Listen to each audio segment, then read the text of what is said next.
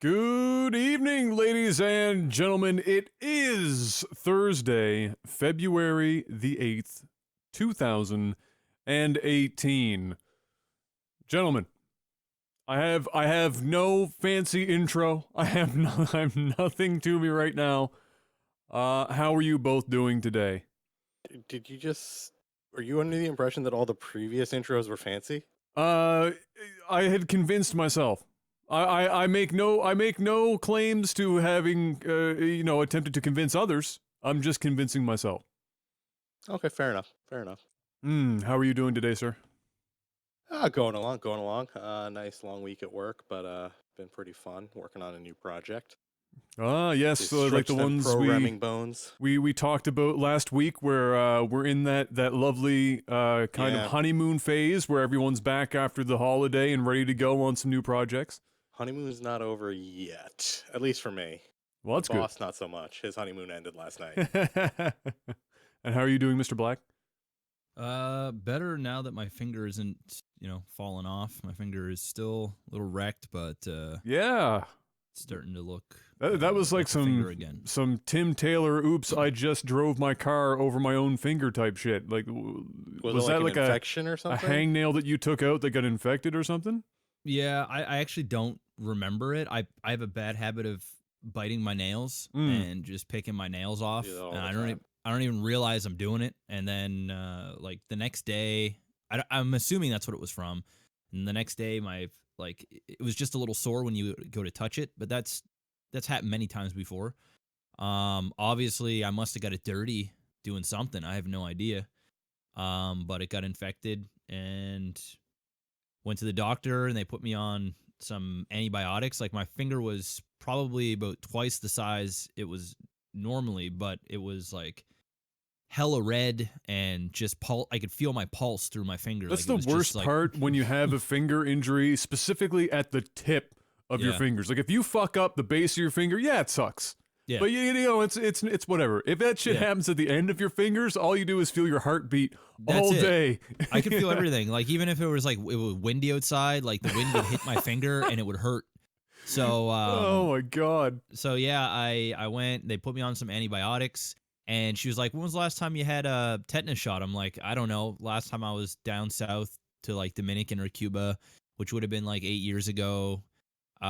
She was like, "Well, you're supposed to get them every 10 years, so I'm just going to give you a tetanus shot." I'm like, "Okay, fine." And she gives me a tetanus shot and felt fine. Didn't even feel the needle. The needles don't bug me any. And then later that night, it was just it was the day we had the podcast last week. Yeah, and your shoulder was wrecked. My stomach went to all shit. My shoulder was wrecked.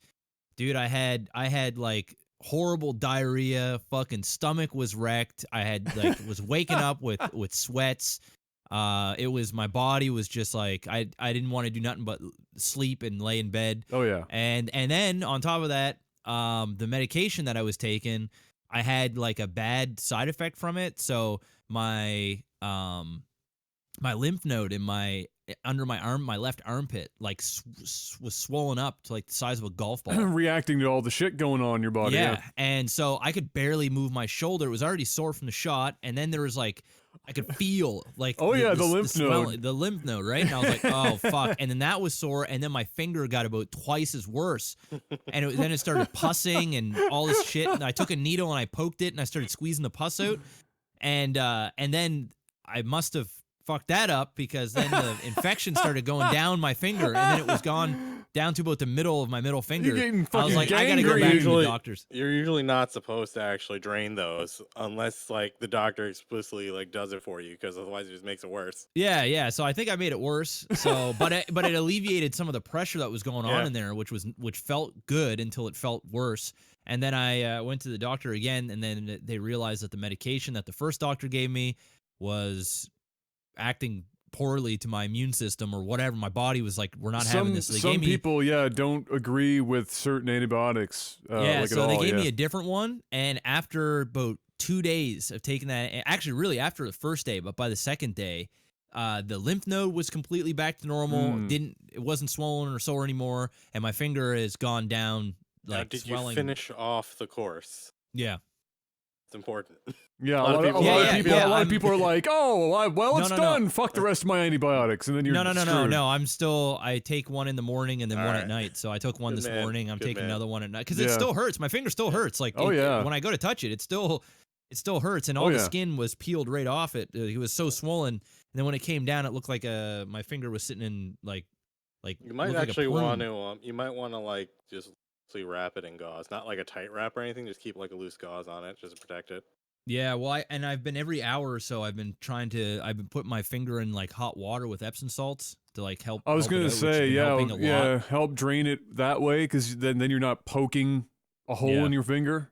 Yeah, but the swelling is basically down now. Now my skin is healing back, and I'd say another 2 or 3 days, I should probably look back to normal again, hopefully. So my week's been rough because of my finger. Like, people were like, "Oh, dude, what?" I hadn't streamed in a few days. They're like, "Dude, what the fuck? You can stream with your finger." I'm like, "Man, I'm telling you, I couldn't even type on a key. Like, I'd hit the keyboard and it would go right through my whole fucking hand. Oh yeah. Like, even if I wasn't hitting with my middle finger, I'd hit it with my index and I could feel it going through my middle finger. I just sat in bed. A little tiny paper cut on my thumb, and it was like precisely at the spot that I hit the space bar with. And like this entire week, my mojo's been off. I'm like, damn it! I keep using a different finger to hit the space bar. It's kind of crazy how little your hands have to hurt before everything just goes to shit. It's just it really doesn't take very much before your hands are like, you know what, bro? Fuck you. You're not gonna do anything with your hands for like 2 straight weeks until we've sorted this out. So get used to it. There's that. Great. Well, continuing on with injuries, just before the podcast this evening, I was upstairs heating up some dinner, and I stretched multiple times throughout the day because, all we do is sit on our ass all fucking day. And so I throughout the day, I'll do numerous stretches. And so I was stretching because I had 5 minutes while my food's in the microwave. And I get to the point of my routine where I'm just trying to, stretch my back out, touch my toes. And I'm on my way down.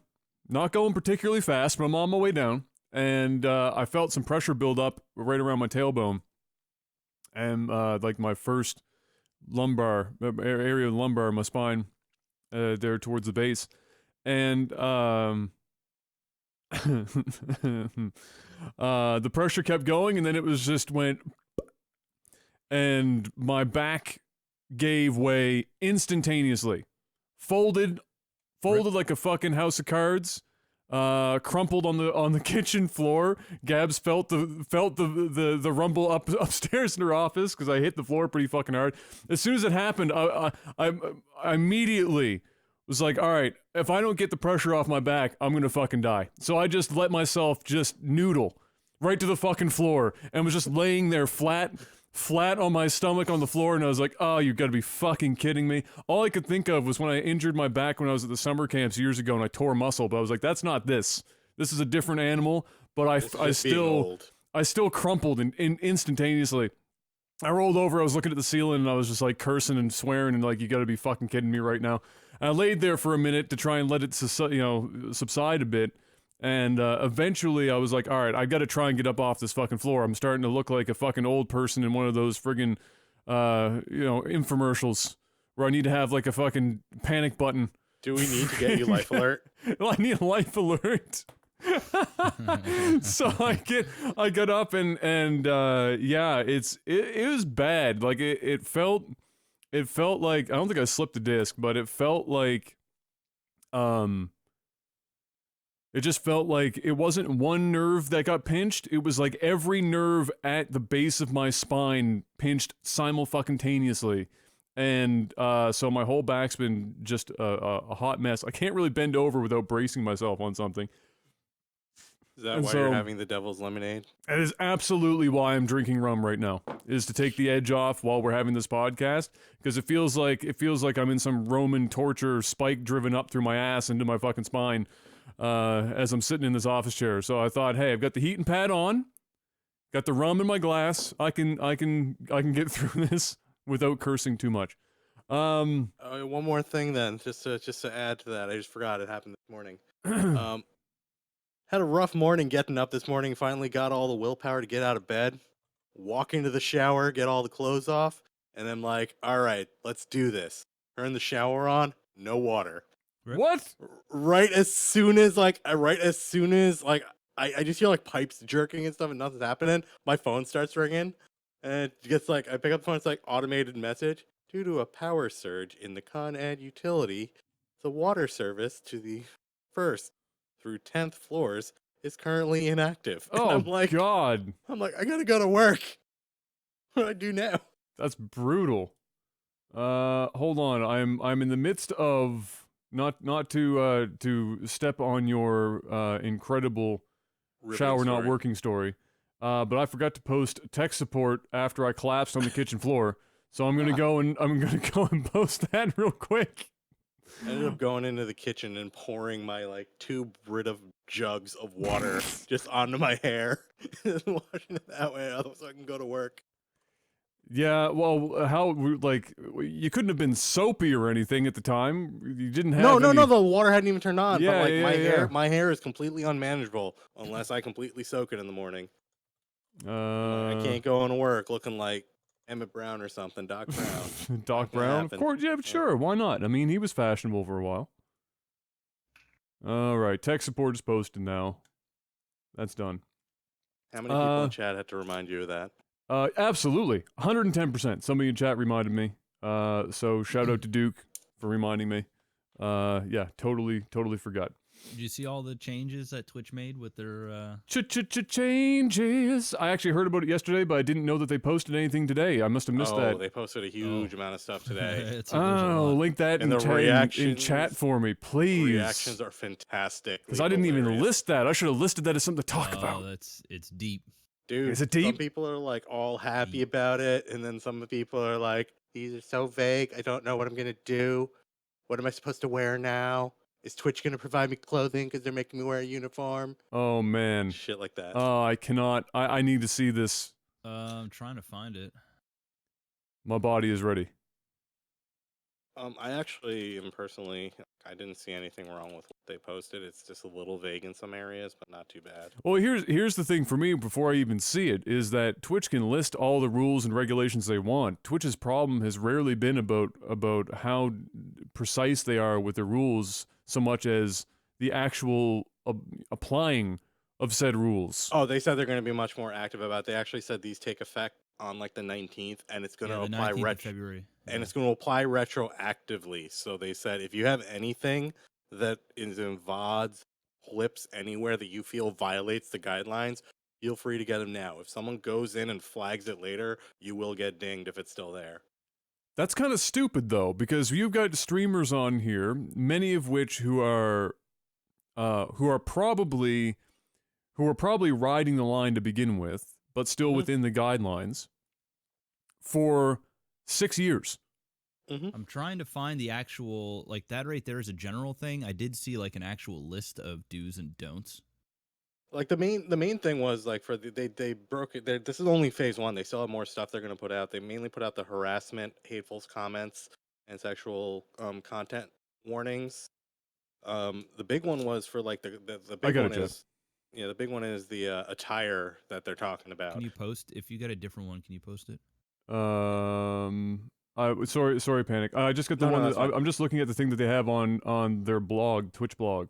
Is all I've got. Twitch community guideline. They have updates. They have different guides for them within that. They have like the harassment. I'll paste them all I have. Yeah, paste it in the chat, not Skype, because I can't look at that. I don't have chat open. Okay, then give it to me on Discord. All right, that yeah, works there too. it is. There it is. Discord. I'm just gonna put them in public. Yep. That's harassment. Sexual content. Yeah, it's all right there.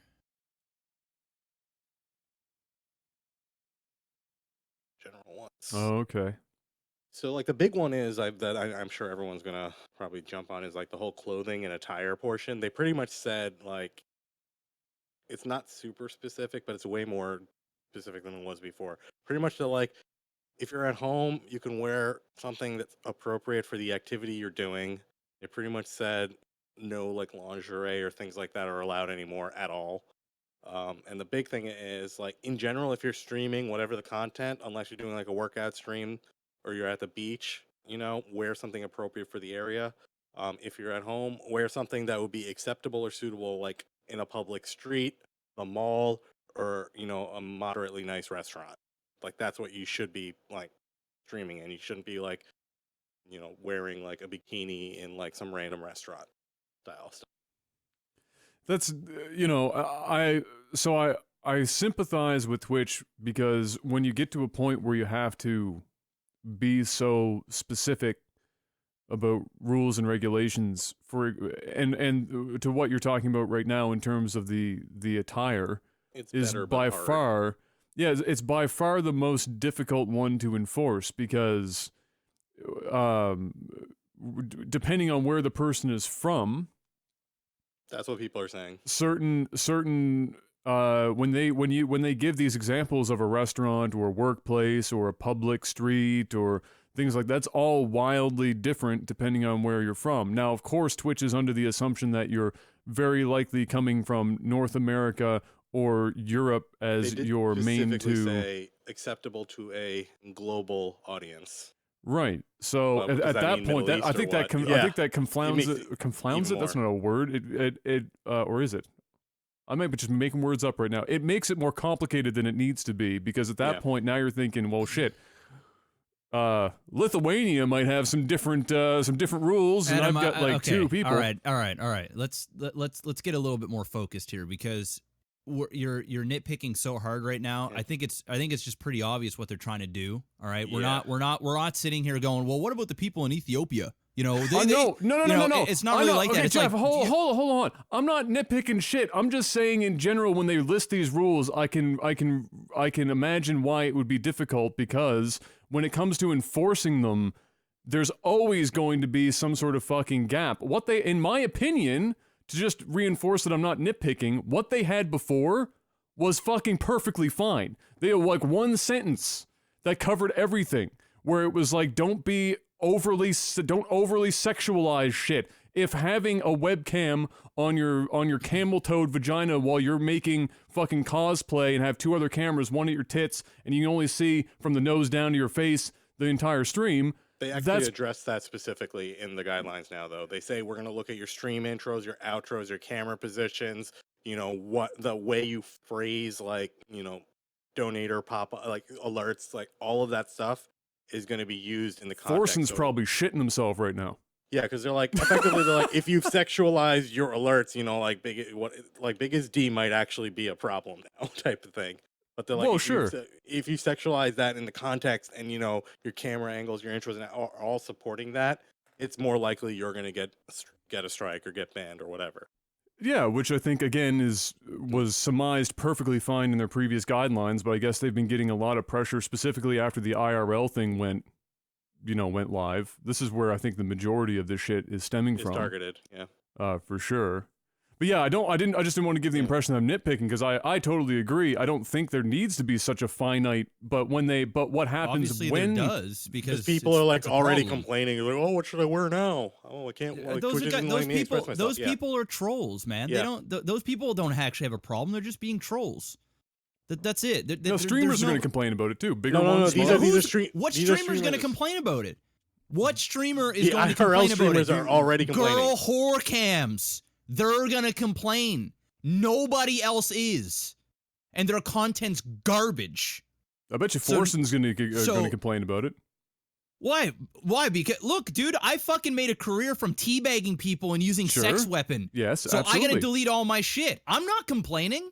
Well, you're not everyone. You can't project that onto every single major streamer on the website. No, you can't. Sure, you can. Projecting is well, you can technically. I mean, nobody's stopping you. Absolutely. But it's one of the biggest fallacies in any logic reasoning that you can have, is to project your own position onto that of everyone else in the group. They're running a business. I mean, what can you expect? I mean, this is people. There's a minority of people that ruined it for the vast majority of people. And unfortunately, just like in the real world, like America with guns, there's people out there that ruin it for everybody. And sometimes the people that are responsible gun owners, and in this case, responsible streamers that do their own thing, that have their own community, they have to suck it up for the greater good and realize that they have to make some sacrifices and take their own personal needs out of it for the bigger picture. It's called sacrifice. I think anybody with a level head can get behind what Twitch is trying to do here. And this is coming from a guy that has ran a very immature-like stream for his entire career and has made all the big Reddit posts from teabagging people and going crazy and putting lightsabers between my legs and having the most ridiculous sub sounds. And I'm not sitting there bitching and complaining that I have to go and delete VODs or I have to get rid of my sub sounds. I'm not because disagreeing. Ultimately, when I go to the IRL section, and out of the 9 things that I see, 7 or 8 of them are cam whores. You know something's got to change. And we're not talking about girls that are sitting there that, are naturally big-chested and they can't help it or whatever. We're talking about girls that are sitting there with next to nothing on, bending over, doing these ridiculous yoga sessions or these ridiculous rock band or whatever the hell, Just Dance 27, or talking about their ex-boyfriends and talking about all this sexualized shit and doing it. It's absolute garbage. Twitch has turned into a modern day cam whore site without any real sexual acts being done. We're not talking about masturbation, nudity, and there has been nudity. I mean, there's plenty of videos out there where you can see women's vaginas from the IRL section. You can see nipple slips because they're wearing next to nothing. And listen, I'm all for seeing some titties. I'm all for. I love me some beautiful women, but when it is in an IRL section that is, in my opinion, was designed around the Pokemon Go and then being innovative and doing different things, or maybe just putting out your stream and having a coffee and talking to people, talking about the game news or for podcasts or musicians or people that are actually providing some sort of valuable content. And I know valuable content is a subjective thing to a 14-year-old that's never seen a real vagina in his life. Yep, sure. Having a girl playing Just Dance, wearing next to nothing, bouncing around, drawing their name on a whiteboard and blowing them kisses or blowing a microphone saying thank you, that might be their entertainment. But I think the vast majority of people can all agree that the shit is out of hand and what Twitch is doing is the right thing to do. If you are that immature and that fucking stupid to have to go on Twitter and ask Twitch, well, what can I wear then? You're fucking dumb. You're fucking dumb, and you shouldn't be on the platform because you're stupid. It's common sense. Don't dress like a whore. And if you don't know what dressing like a whore is, you need to go talk to your parents and get mad at them for doing a bullshit job at raising you. And there will be people that will tell you dress like a whore, because I guess what? When these people stream, it's nonstop people calling them a whore, and there's a reason for it. They don't need to act dumbfounded. It's called put on appropriate attire. We get it. You got big tits. You got a pretty face. You found a cool outlet to make some money. We're not hating on it. But when the rules come down, try and, be creative. Actually create some content on there. That's it. I mean, I don't know how much more you don't see dudes wearing jock straps only on a stream. You don't see chiseled guys wearing no shirt flexing because it's a male dominated platform. But you'll see the opposite. And then the girls wonder why. And then the girls that are doing legitimate streams are getting harassed because the kids think it's fun and it's okay to call them whores and call them sluts and call them every name in the book because they do it to whatever girls in the IRL section. So I digress, but I just think it's dumb. If anybody out there literally tries, even for 1 second, act like what Twitch is doing here is wrong or they're complaining, it's fucking stupid. When it comes to the attire and the sexual part. There are some other things that are like, okay, well, I guess we're gonna have to sacrifice that. But when it comes to the whole sexual thing, I say I'm surprised they're not even going harder on it. I'm surprised they're not just coming down like all of hell. But it is what it is. Okay. Okay. I'm done. I know. I'm trying to process everything because we switched gears 2 or 3 times there. I'm 1 to 6. I'm trying to figure out where to cut in here. So first of all, just to clarify again, I don't disagree with you at all, like whatsoever, on any points that you just made. And again to clarify, I'm not saying that people have the right or should complain about this being the way that it is, because again, I agree with everything you just said. I was just saying that people are going to. That doesn't mean that it's not stupid or ridiculous that they would complain. It's just the fact that they're going to, because this is what happens when, regardless of how professional or unprofessional these people are, you've got people in place that have been doing what they've been doing on Twitch untouched for 5-6 years, and now they're being told in the span of 10 days that retroactively they have to, like, a lot of these people might not have or take issue with changing gears into whatever new utopian Twitch that they're shooting for. But they might take exception with going back and retroactively scanning through or paying somebody to do it for them if they have too much content, or going through that process so that they don't get caught up in the great shitfest that will absolutely happen, because Twitch is going to go through and people are going to go out of their way to make sure that every last little bit, even if they don't care, they'll do it for fun. It's like when people will just report somebody for the sake of fucking reporting them to see if they can get them in shit. And it's just kind of the way that people are in the space. That's probably what they're probably going to have more. Just delete the VODs. Just delete the VODs. It's a live streaming service. This isn't fucking YouTube. Nobody's watching old VODs. Delete it and start. I get it. I get you. I know. But not everyone is you. I get it. And there are lots of people I'm not hearing any of these cries that are professional. Well, the goddamn thing just went up hours ago. Like, it's not like the shit went live and everybody simultaneously heard about it, processed it, thought about it, and fucking formed an opinion on it in that period of time. It's going to happen. People love to fucking complain, whether it's good or bad for them to do it. It's going to happen. And again, my original point was just that, at the end of the day, Twitch's problem has never been their fucking community guidelines, especially with respect to the clothing and the camera positions and all this other now delineated fucking list that we have.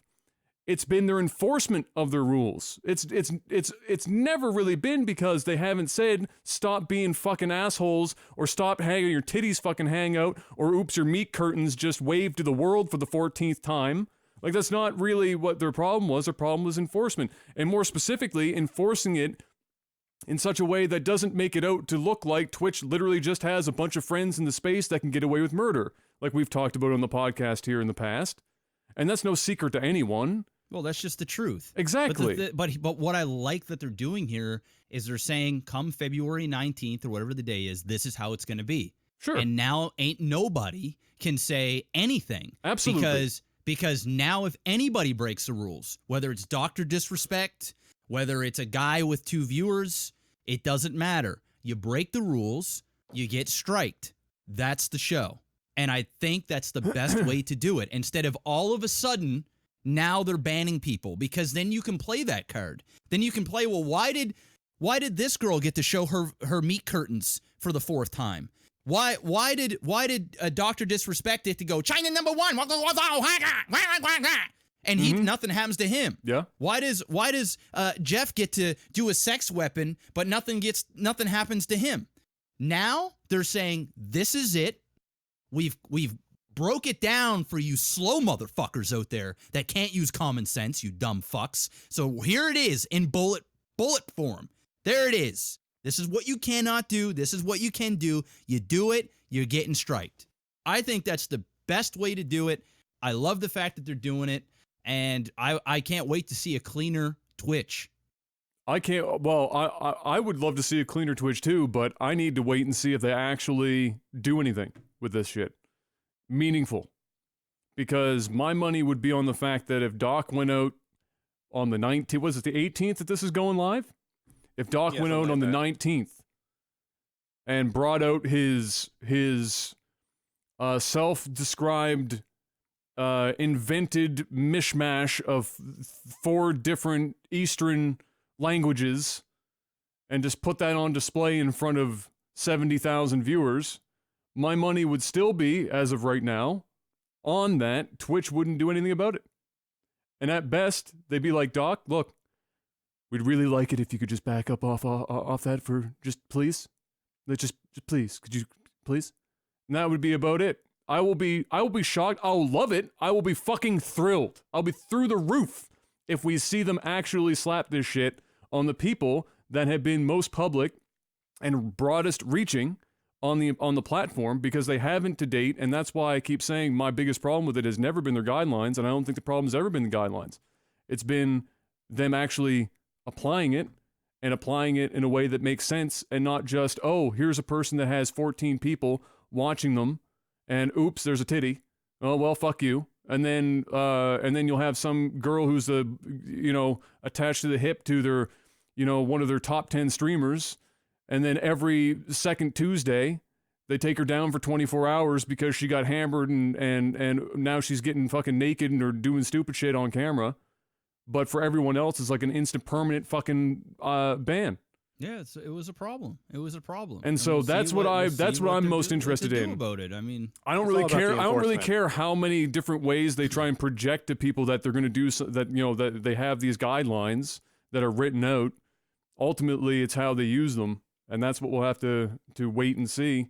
I think if they're going to come out with all this out of the blue and do all this, it means that they're serious about it now. They're not going to come out with all this. Why would you, as a company, think about this logically? Why would you come out and put all this time into doing all this, creating all of potential shitstorm, getting so that you said all you did of this something. Stuff? Pardon me? So that you said you did something. It's the same. Lots of companies bullshit and put out and do lots of like charitable work and be like, right, look man. how good we are. Listen, if you want to just be cynical about it, then I'm just being a realist, because they've had the ability to do it in the past. So now what I'm saying is, I hope it happens. I'm just waiting to see if it will. That's all. I'm not saying it's not going to. I'm just saying I hope it happens, and we'll see. All right. Epic. I think this happened either the day of or not long after, or we just didn't catch it last week. Epic Games shuttered Paragon finally. That happened, and I guess the whole concept behind it is that they are of course focusing on Fortnite, which makes a hell of a lot of sense. But finally shutting down Paragon. That's a game that went through some serious roller coaster of development and never seemed to quite grab traction. You played a fair bit of it though, Jeff. What did you think when you were playing it? Did you think that it had some chance of breaking out of their endless beta? I don't know. They had opportunities where it had potential. They had a lot of people playing the game and watching the game on 2 different occasions. I played it for like 3 months full time. Had a really good viewership on it. Yeah, they did at one point. They had they were giving away skins. It was I don't know if it was Christmas time or it was some sort of event. Might have been Halloween. And they were giving away skins for, it's kind of like what Warframe did, where, because believe it or not, most people were playing the shit on the console. Like there was a lot of console people playing Paragon, or at least that's how it felt anyway. And so there were people, when they did this skin giveaway or this potential giveaway, they were randomly dropping skins with bots in people's streams that were streaming the game. And the people that were playing Paragon, all they had to do was be in the chat of these streamers, anybody. And you can be in multiple streams. So what people were doing is people were never on Twitch or even watch Twitch. They were making accounts and coming over and watching Paragon, and they're like, holy shit, this live streaming thing. Like, sure, there's the live streaming for PS4, but who the hell watches that? There's probably like, 2 or 3 people running the show there, and that's it. And so people were really enjoying it. The numbers were huge. I remember Lyric was playing Paragon for an entire day because there was so much buzz around it. Now, I don't know if Epic paid him or not. He didn't have sponsored in his title, so but this was like also before it was a really cracked requirement down on saying it needs to be said if things are sponsored. So I don't know. Probably will never know. But hey, he was playing the game, got a lot of people interested. Stream numbers were super high, and Paragon. I even reached out to Paragon. I said, "Man, I love you," and I actually loved. You were Paragon. at PAX. Like we talked to them for a while. I freaking loved Paragon, and I asked them. I flat out asked them if they're willing to pay me or promote the streamers in some way. So whether it was financially or to keep playing the game, to keep the game going, because after this whole skin drop thing, I knew the viewership was going to tank, but I wanted to keep playing it. And at the time, my game of choice was League of Legends, which was getting me not infinitely more viewership. I was starting to get into the Paragon, but I knew it was gonna tank. So I asked him, like, can you give me some skins? Like, I even said I'll buy, like, I don't remember how much, but it was a ton, maybe like $1,000 worth, or whatever I buy, can you match? Kind of like what I did with RuneScape, where I reached out to Jagex and I said, hey, I want to buy $500 worth of RP codes. Will you guys match whatever I buy? And they're like, hell yeah, we'll do it. And it created a lot of buzz. We got a lot of people in the stream. And Paragon or Epic was just they gave me over to some dude. Actually, it was like a black guy too. And I was like, yeah, all right, maybe I can really get through with this guy here. And no, they just didn't give a shit. They didn't want to.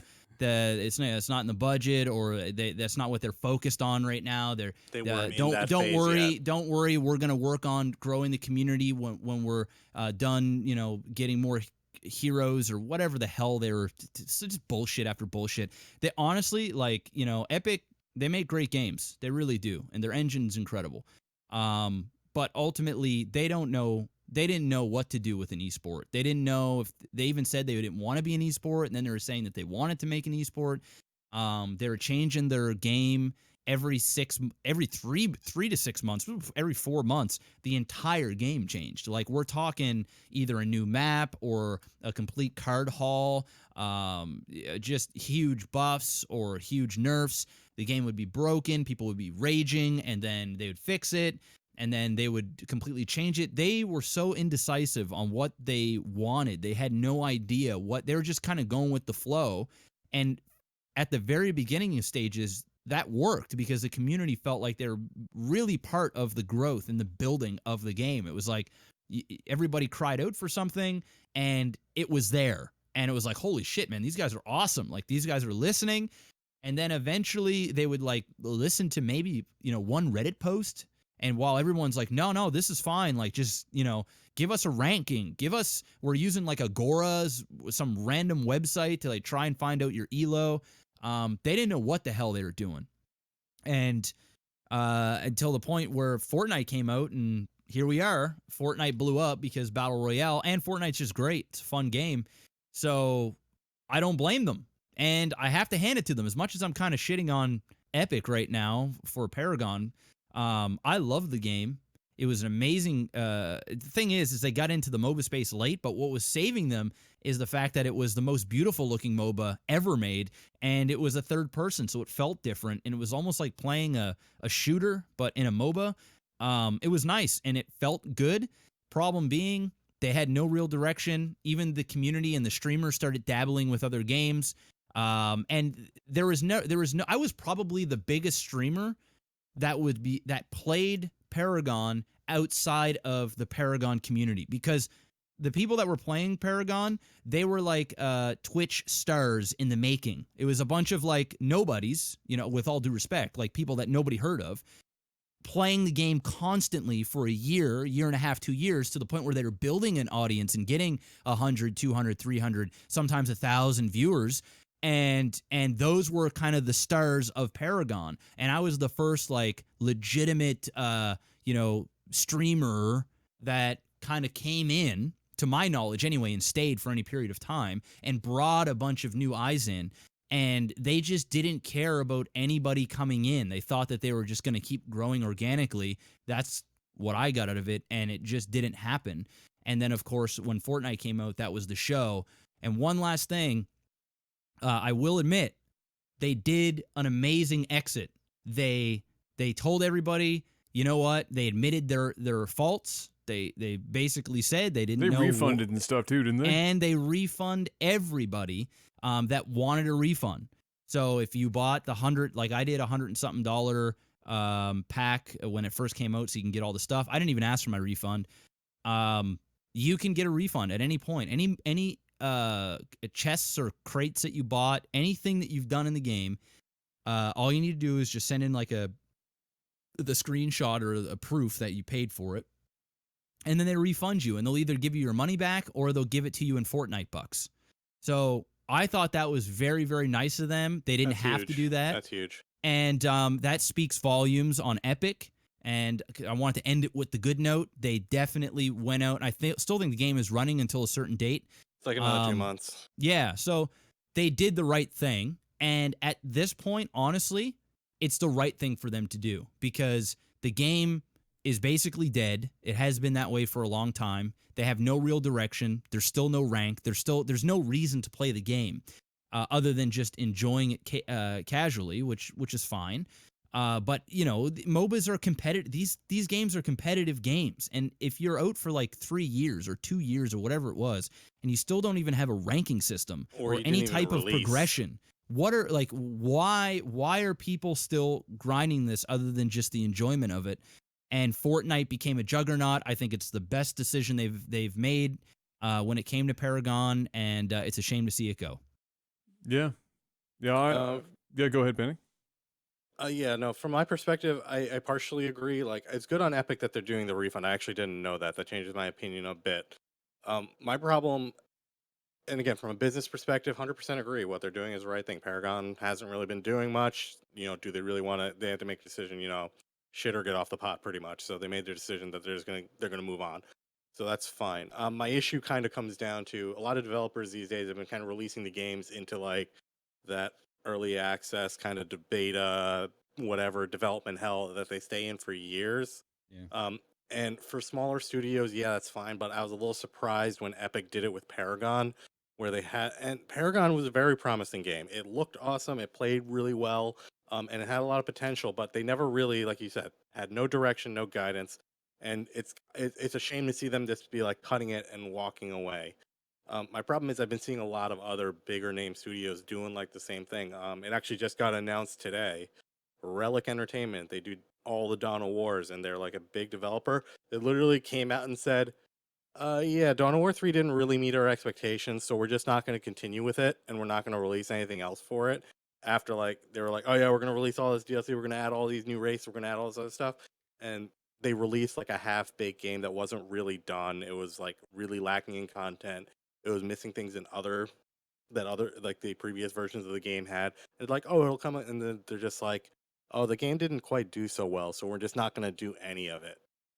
So it's like other studios have been kind of coming and doing that with a lot of their franchise and titles, where they'll half-ass a game and they'll see, oh, are people actually going to buy into it? And then if they don't, they're just going to be like, whatever, we're just not going to develop it. Do you think some of that has to do with the fact that Epic was in a position to give these refunds because the base wasn't anything that was particularly huge, and then Fortnite made a shitload of money? Yeah, it's because it's I guarantee if Fortnite wasn't a big success, yeah, there wouldn't be Paragon would probably still be in development for a little while yet.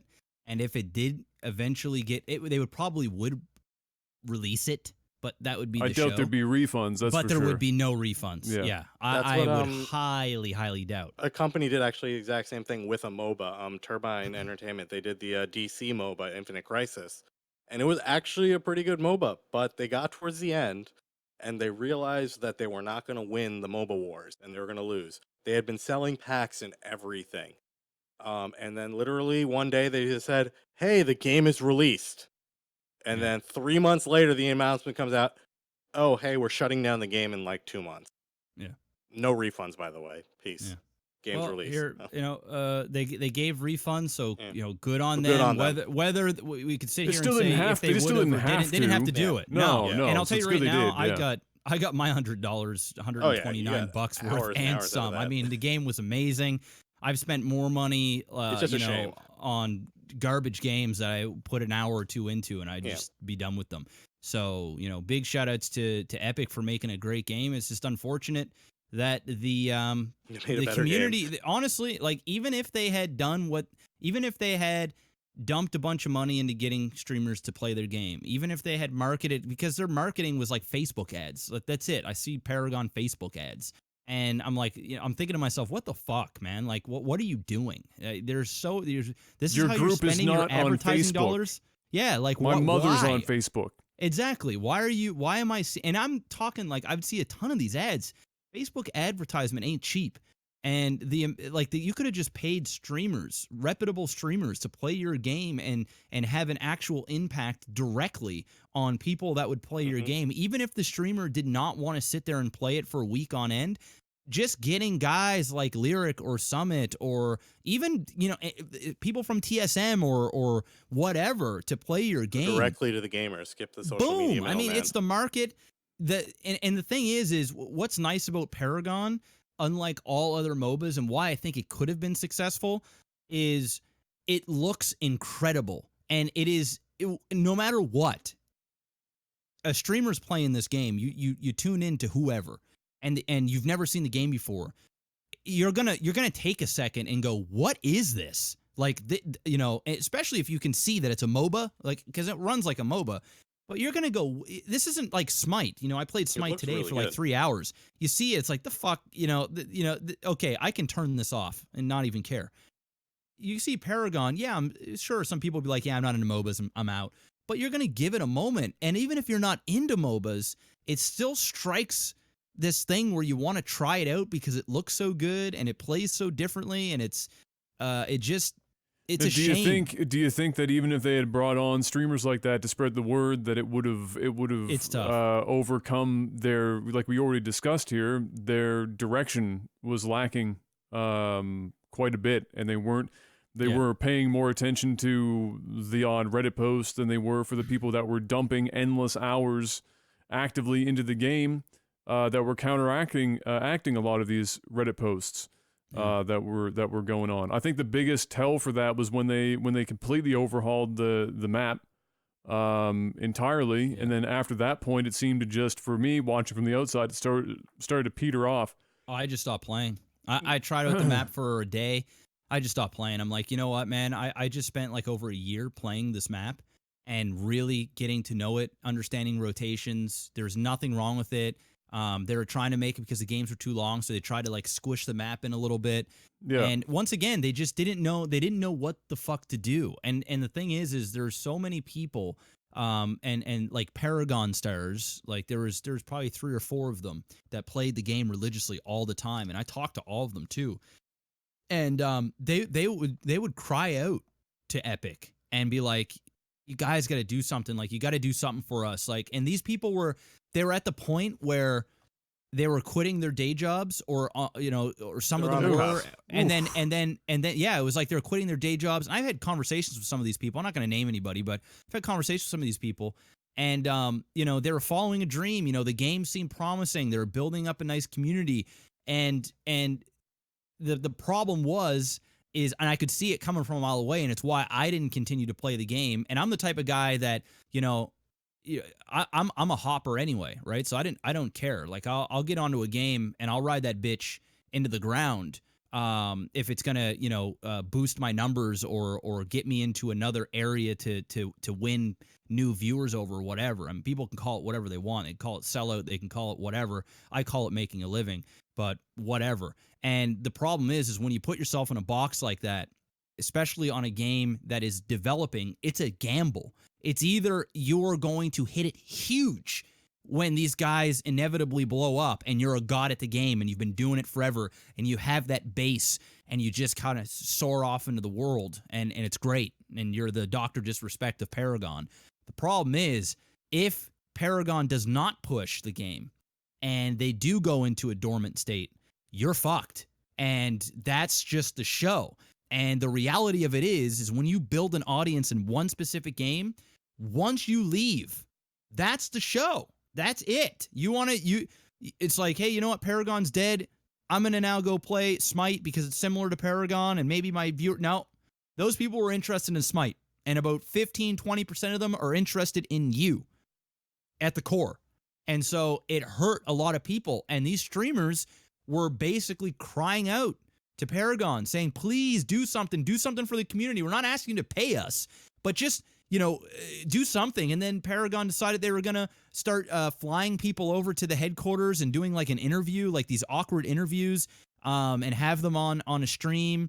And sometimes they would host, which was nice of them. They would do these Paragon updates where they would show new heroes, and then they would host a Paragon streamer, which was great. Love that.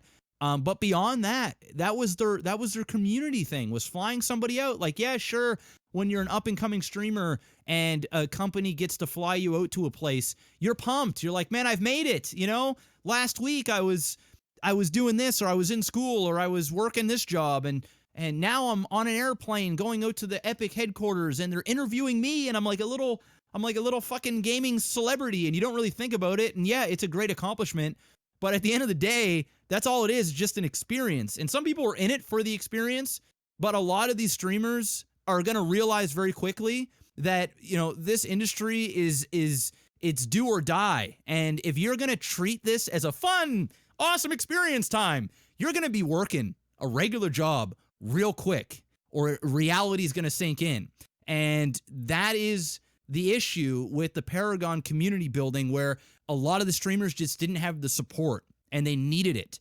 And like you said, even if they had given the support, who knows what would have happened, because we still got to answer the question, when is the game going to fully be released? When are they getting ranked?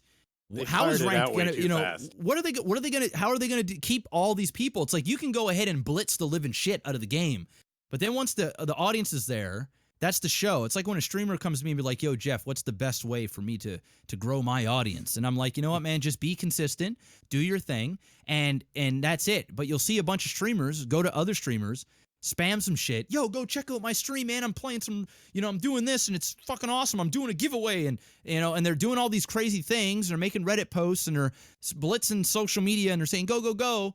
Or they're begging you for a host. They're like, can you host me, man? Please, can you host me? But the thing is okay, if I host you, which I wouldn't because you asked, but if I did host you and you are a new streamer, and when the audience comes and you're going to sit there and you're going to do this, oh, hey guys, oh, wow, oh, 500 viewers, oh, thank you, MaximusBlack, thank you for the host. Okay, guys, yeah, today we're playing some RuneScape here, and I'm gonna be grinding some wood, cutting, and yeah, so that's it. And then people going, the fuck is this shit? And then they leave. It's like, you got what you wanted, you got the viewership, but what are you doing to retain the viewership? Why are they gonna stay there with you? And Paragon just never had an answer to any of that. Even when people were there, the looks, sure, the game felt great, but ultimately after that 5, 10, 20, maybe even 50 hours of gameplay, at the end of it, you go, why am I playing this? Because there's no real progression. And maybe that's just the competitor in me. I'm sure there's a lot of people that feel that way, but I think ultimately, playing a bunch of exhibition games with the same type of heroes on the same teams all the time, it just gets old. Well, they labeled it when it first came out. I remember that they were saying that they were building it specifically for esports. That was like one of their main main selling points was, guys, we're gonna bring this this triple, they were labeling it the AAA MOBA, right? Yeah. The AAA MOBA that we're going to turn into an esport, and we already got teams talking about how they're gonna, you know, put groups together for this, and it's gonna be fantastic. And we're working really hard on our observer mode, and it's you know, we're busting it. It's the epic name. I mean, think about the games that come out of here, guys. It's gonna be fucking awesome. And then they had a relatively okay start, and then it just kind of fell off. And again, there could be a bajillion reasons for it, not least of which was the fact that the MOBA space was, even back then, already tough to break into. But when you don't get to a point where you have a release date in mind, or you have things like ranked mode or anything for, because really at the end of the day, the people that come back to play it endlessly are in it for a couple of reasons. You know, why people play these games. They want to keep unlocking shit for the characters they like. They like the gameplay in general, which was never really the problem with the game to begin with. Or they're hyper competitive and they want to climb this. They want to climb the ladder. They want to see where they place against other people. And so when you take, and that's within the MOBA genre, you know, for sure. So when you take many of those elements out of the picture and you don't have a timeline for when any of it's happening, it becomes a problem. I mean, look at how many times PUBG gets reamed just when the leaderboards are down for an extra 24 hours in between patches. People are desperate to constantly be pegged up against other people. And so and that's of course in competitive games. And so that's, you know, definitely, I would say, part of it for sure. Not to spend too much time on that, I get a little bit of a kind of a, I don't know if I want to call it funny, but it's kind of an oddity that popped up here in the last couple of weeks, where records of really old video games and the guys that have held them for a long time are starting to get stripped one after the other. Well, like there was the one that came before this one that I have listed, before Billy Mitchell lost Donkey Kong Jr.'s record. It was somebody else had their record taken for, what game was it? Drag Racer. Well, Drag Racer was one, but that wasn't the first one. I can't remember which one the first one was now. Wasn't it that airplane game? I mean, there's been a slew of them. Is the problem? There's been a slew of them, and like out of nowhere, it's like records from like the fucking 80s that nobody's talked about forever, and all of a sudden, the website, you know, that's been the home of holding these decade-long records are just getting stripped from people. People just like dudes who people have already assumed are the gods of like Pac-Man, the gods of Donkey Kong, the gods of Drag Racer or whatever. They're starting to dig up things like, oh, you were using MAME instead of using the actual arcade cabinet, or oh, you were stitching together multiple runs into this one file as your proof, and it wasn't actually a singular run. Like crazy shit. But this one specifically... go ahead. Yeah, oh yeah. So this one specifically, so Billy Mitchell, the guy who, if you watch the movie King of Kong, he's a guy most well known for having the highest score in Donkey Kong Jr., right? All-time highest score Donkey Kong Jr. He's also the guy that was anyway, but now it's kind of like people aren't really sure, credited with the first ever perfect score in Pac-Man. Now there's some fuckery here. His Donkey Kong 1 has been straight up removed from the website, completely stripped from him. And there's a lot of controversy behind it because the website is actually part of the reason why he even had that record in the first place. So it's weird. I posted for you guys. You don't need to read it now or anything, but if you read it later on, if you want to get more info on it, I'll even put it in. I actually read a bunch up on this because there's the site Twin Galaxies. Yes, the main reason a lot of this is coming out now is that one of the guys who was in charge of actually maintaining and verifying and being there to say this is a record, he got arrested and he was charged, and for I think it was like child pornography or pedophilia. It was one of those. Yeah, it was one of those. Yeah. And when he was arrested, the cops had to actually confiscate all the computers, including all like the videotapes and everything he had. And people freaked out because this included all like the actual archive records for this stuff. So when the stuff was returned, they found things were missing, things weren't there. Like, tapes that were supposed to have supposedly been verified were just not there and didn't exist. And found out that the other guy was Todd Rogers, who lost a bunch of records. Yes. And main reason that, a lot of the claims against him were, not held up or, just kind of dismissed was because, no, we've had people from Twin Galaxies verify these things. There's tapes and everything. Those tapes don't exist, and all of a sudden now you got a guy doing a simulation of perfect runs in the game showing these records are impossible. Now you can't even do it. Yeah, become a lot more compelling because it's like, oh, the video evidence doesn't actually exist. Well, with the Donkey Kong Jr. record, apparently how it went down was when the site was transferred in like 2004, when they updated the site and they had to shift everything over. This guy and whoever was doing the website update basically allegedly kind of came together and were like, all right, so magically all the records that were actually better than this guy's, like way higher scores than this guy had, just disappeared. Oh, they just didn't make it. When in the great transfer of 2004, they just didn't make it. But yet every single record that was below his just so happened to make it on the list. Not one other one was lost except for those that were above his scores. And so he's been booking all these, in-person appearances and shit for fucking decades. Yeah. On the back of being the thing god. That surprised me the most about all of this was like the friggin' documentaries and like the cult around these people being like, oh, these guys, like, you see these people like walking around in like khaki suits and like American flag ties. He's kind of got the messianic look going to him too. Yeah, like he's got like the long hair, the brown long hair and beard. Like he's got some Pac-Man Jesus going on there. He looks like the country music singer, fucking.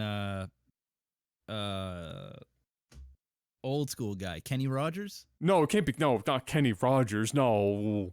Yeah. Kenny's never had hair like that. Are you sure? Yeah. I mean, Kenny's had some serious hair, but he's not had like the long Jesus hair. Man, I don't know. But you look at him, you're like, this guy's been getting it in for the longest period, and it's bullshit. And the thing about his Pac-Man record that's under scrutiny now is that apparently. Pretty much the day or in and around the day in which Twin Galaxies changed the rules for Pac-Man. Oh, Bee Gees. Bee Gees. Oh, you mean the leader of Bee Gees. The leader of Bee Gees. Yeah, fucking the guy who got all the good-looking genes and his brothers got fucked. Yeah, that guy. Barry? Yeah, I think, yeah. He kind of looks like him. Yeah, well, I mean, I wouldn't mind looking like Barry. Do you see that dude fucking into his fucking 400 years old? Yeah. Looking good. But yeah, no, so what happened was he just called up and be like, hey, I'm at this arcade and I just so happened to get this score today. And they're like, okay, cool. And they just fucking like slapped her in there. And what happened was they changed the rules. The original rules were you could only have in Pac-Man, unless it was a special set of rules for tournament or something, you started with 3 lives and you got a bonus life at 10,000 points. And that was the rules forever and what determined the records. Pretty much in almost the same window of time in which they changed that, he went ahead and played with the new set of rules, 5 lives instead of 3. And the reason why apparently Twin Galaxies changed it is because there are apparently a couple of hidden pellets that only appear after you've died. So in order to get a perfect score, you needed to have more than 3 lives. But he just got there at the arcade and then phoned that shit in. Ain't nobody seen it. He just phoned it in and be like, hey guys, I got a perfect fucking score. And there's a number for it. I can't remember. It's like, I don't know if it's like 3,360,360 or some weird. Anyway, he got that's that score. And lots of people have done it, but he's credited for being the first guy for doing it. And after you see the Donkey Kong shit that came through and everything, I'm like, oh, this guy is just scamming up a storm for like 20, 30 years. Yeah. Actually, more than that, because one of his records was like from fucking 83 or some shit. He's living a lie. Oh my God. And he owned it. Let's go. Oh yeah. Oh, I don't know if he owned it. He's still contesting, I think, most of this shit, if I'm not mistaken. He's still like, no, I'm still Pac-Man Jesus. Like, whatever he's doing. But, yeah, crazy. I just thought it was weird, because in this 1 week, all of a sudden, all these video games are just getting wrecked. All these records were verified by the same guy. So, so that's why they all started showing up, because he touched some children, and now we have all the tapes. Or we have proof that the tapes don't exist. Yes, so and the problem is, and credit to Twin Galaxy, despite being corrupt as hell, they had trails for like stuff like, you know, like, oh, verified by Ron Corcoran, verified by Ron, and you have to like explain how. Yeah. And now everyone's realizing, oh, this guy is full of shit. And he was like friends with these people, so exactly. Like, oh, there's no impartiality. It's just fuck it, I like him. Just give it to him. The problem was the site was recognized by friggin' Guinness. So yes, exactly. So now that's like, oh shit. Now Guinness has got to revoke all that stuff too. So yeah, crazy stuff in the world of records you probably didn't care about. Actually, we want to add something because Jeff might be interested for the retro stuff. Yeah, absolutely. A company called Authentic, I believe it's called, or something. They just came out with a new Super Nintendo, hardware based, plays original cartridges, not emulated, nothing like that. They actually have hardware. Oh, is it one of those gate? What are they called? The FPGAs. FPGAs. Yeah, okay. they and it's been getting rave reviews, and it came in at about $190. But the big thing is it connects directly to regular TVs and stuff. And handles. Is it made by that one dude that's been doing all these FPGAs? Yes. Okay, yes. I told you about this not long ago, Jeff, when I was over your place. Yeah. So the Super Nintendo version of it just came out, the Super NT, and it plays all the original cartridges exactly like they were smart this time. They didn't do it like the NES version where they made the body a unibody aluminum with all analog outputs, so it cost like $4 billion fucking dollars. They were like, all right, maybe we should back up on that and just provide HDMI out and make the body plastic. And they even tried to talk up the body, too. They were like, oh, the body is like some space age plastic. It's fucking incredible. Everybody was like, shut up. Just give me it. If it works, but they actually they partnered up with another company to do the controllers. So they have like the retro Super NES controllers, but they have it with like a Bluetooth receiver, and you can use that like with regular anything Bluetooth, like phones, computers, and stuff. Everything. And they look and feel like actual regular. It's pretty crazy. The dude was like, you know, people are asking him, you know, what's next? Are you gonna do like what console are you gonna fucking do next? They're talking Genesis, I think. Well, yeah, because their goal is apparently to focus on consoles where the companies that originally made them aren't focused on preserving their back catalog of games and hardware. So the companies love it. Like Nintendo was actually Nintendo didn't do a cease and desist or anything because this thing runs on like original carts. Yeah, exactly. So they're like, all right, well, I mean, the problem with the NES one, and I don't know if the SNES one has it. I'm not entirely sure if it does, but it had like a cartridge you could put in, like not a cartridge, It does have an SD card slot. An SD card slot. Firmware updates, but you'd have to know how to actually like. The problem is, this is like FPGA hardware that's custom built to emulate the SNES. There isn't like an OS on it, so someone would have to figure out how to rewrite the FPGA. It's already on YouTube. Yeah. As to how to do it, and it's not all that difficult. It's already out? It's not all that difficult to do. Yeah, the company said, we're not going to stop you, but at the same time... But again, it'd be like, look, you know, if somebody's going out of the way to hardware emulate your consoles, you'd be like, all right, you know what? Fucking thumbs up, bro. Yeah. Go get them. Go get them, Tiger. The guy spent like 5,000 hours writing FPGA to do apparently, this dude is a savant. Like an actual savant. No, he had an engineer. He had an engineer do it with him. He's been doing this or researching it and doing it for fucking since the 90s. And he still has his website up, and it's still like it's called Analog. It's still it's analog. And if you go to his website specifically, the guy who did this, it's still running like its Netscape Navigator. You should definitely fucking go and see if you can find it. It's hilarious. It looks like some shit. Remember like Space Jam's website from back in the day? It's kind of like that. Oh, like old school. It's old school as hell. It's hilarious, and it's still up. It's like why is this website still in existence? I don't know, but it pleases me that it's still there. I might actually pick one up. It looks interesting. No, not like a Retron at all, Mark. So Retron is not FPGA.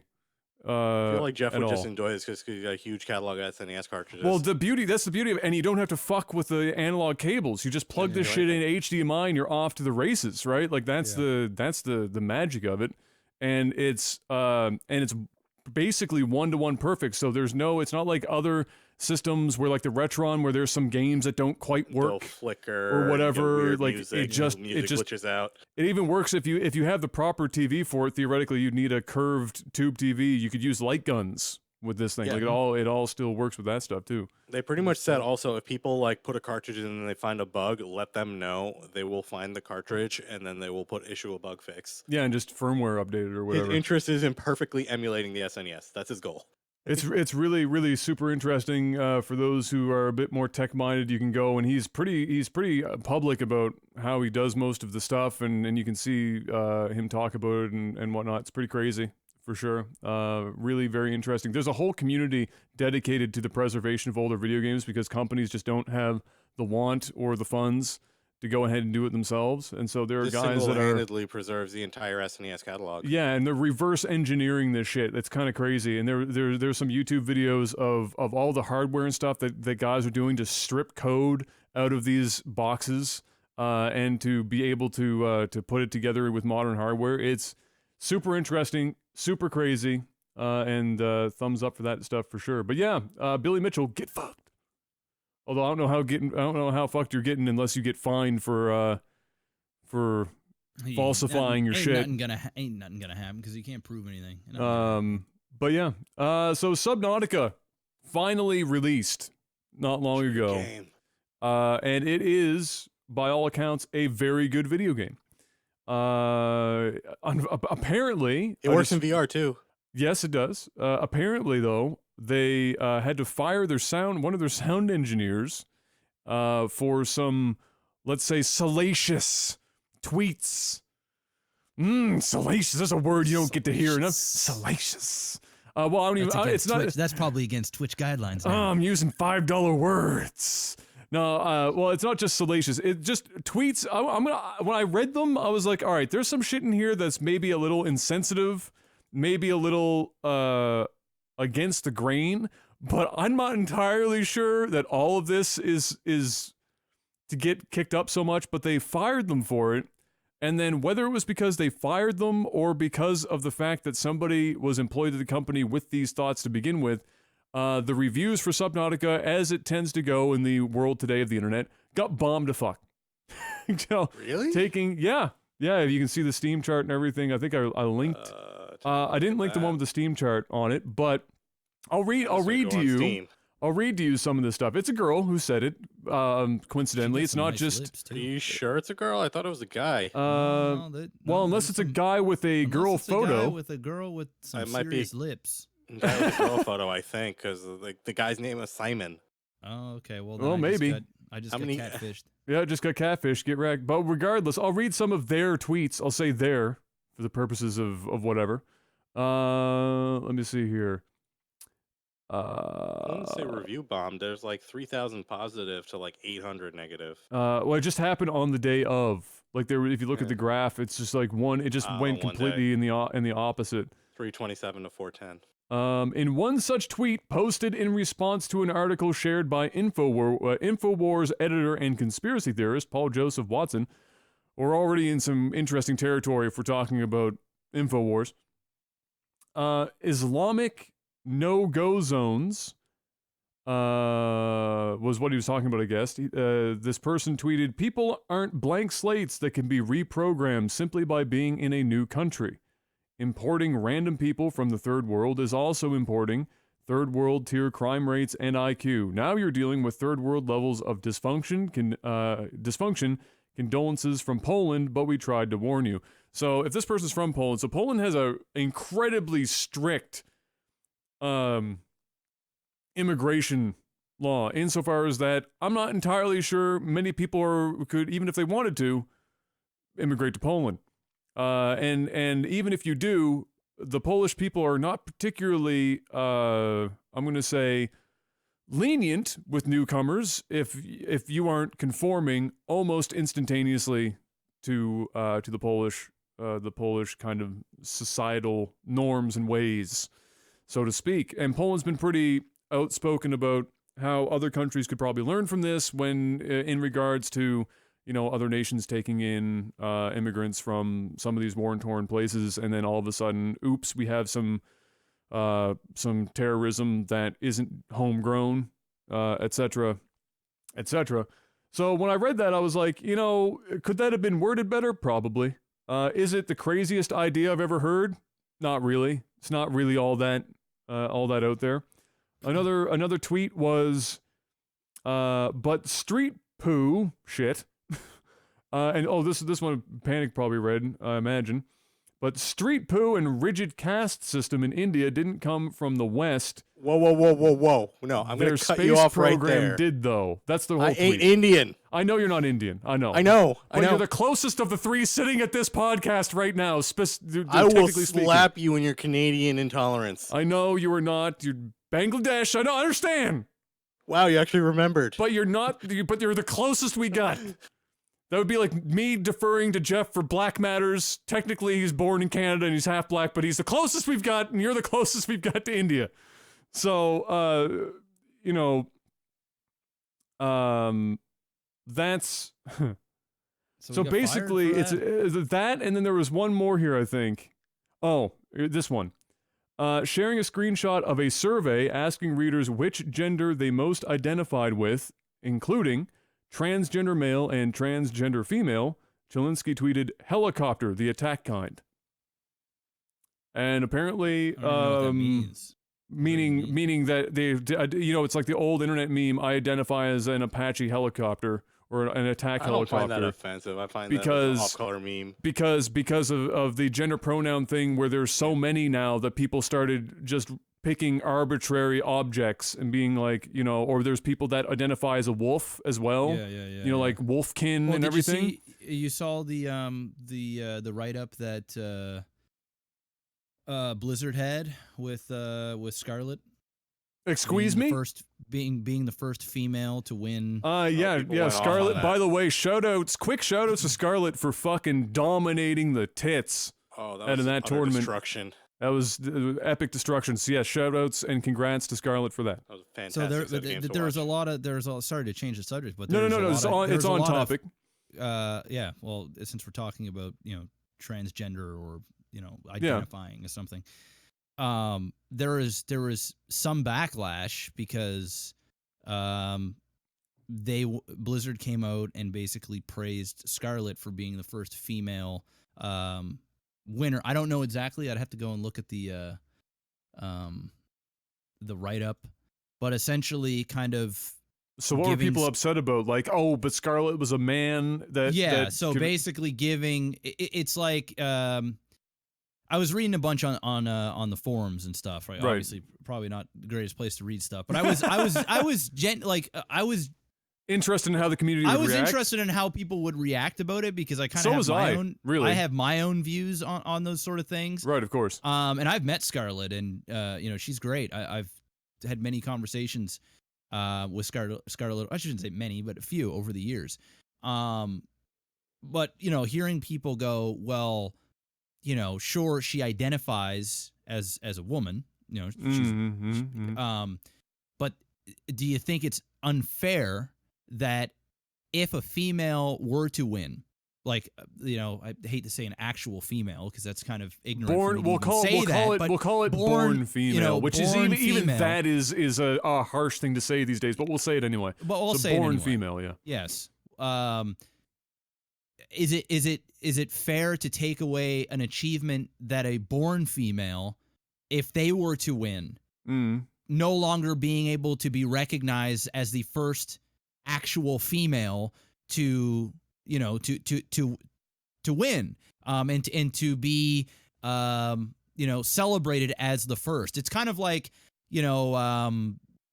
for example, if there's a woman, a woman, like a born woman that identifies as a man, we'll say biological, because if you say born, they could say mentally I was born, whatever. So for fuck's sakes, you know what we mean. Biological, Jesus. Biological, sure. Yeah. One that was born with a vagina. Yeah. Okay, it's a woman. Yeah. Okay, so it's kind of you play it the other way. Yeah. So what happens if there is a woman that identifies as a man, and wants to be known or wants to be, associated as a man, like want to call him a guy, which I have no problem respecting people's wishes. Is it fair that if they were to win something and take away from what a guy would accomplish? It's like if a woman identifies, or a biological woman identifies as a man and then wants to compete with guys, right? So why are you not letting me play in the NHL? Why can't I fight other men in the UFC? And then to have for example, there was even a thing in MMA where there was a woman that was, or a man that was trying, transgender, was trying to fight females, born. And they had that in powerlifting too in the Olympics or something at some point. Yes, same thing. Is it fair? Where do you cross the line where you're giving accolades and accomplishments based on? It's fine that somebody can win a tournament and things like that, but to actually go out and announce it like the first of this and kind of pegging it down, almost taking away that luxury from born gender, I'm just throwing it out there. Yeah, of course, yeah. I have listen. Well, it's a legitimate I don't want to see a Reddit post on Jeff. No. People are trying to, and it's a fair call, because what we're seeing now is that there are so many different ways in which people want to be identified. Right now, it's harder to draw a line. It's easy to draw a line when there's only two people, but the line starts to do loop-de-loops when there's like 57 of them. And now you got to try and figure out where the line is drawn. And this is specifically more difficult when you're talking about something like an e-sport, whereby the physicality part of it is not necessarily in the equation versus powerlifting. I think that matters, especially in this case. Like for StarCraft, it really doesn't matter on the gender. And the fact is, Scarlett has for quite a long time now identified as female for all intents and purposes. She's female. It's fine. Whatever. And it doesn't matter. She is the first female to win a major StarCraft tournament and get the accolade. The biological but wouldn't it have been better? And I'm throwing this out there. If she would have been named the first transgender, that she doesn't identify that way, though. Okay, well, or. It's really complicated. I completely get what you're saying. I have to think about that. I have to think about it. But outwardly, she doesn't identify that way. See, and that's why it's complicated, and that's why the discussion that we had last week and stuff, or part of the discussion, we had such a broad-ranging discussion last week. But why it's actually quite difficult, because people want to be identified a certain way.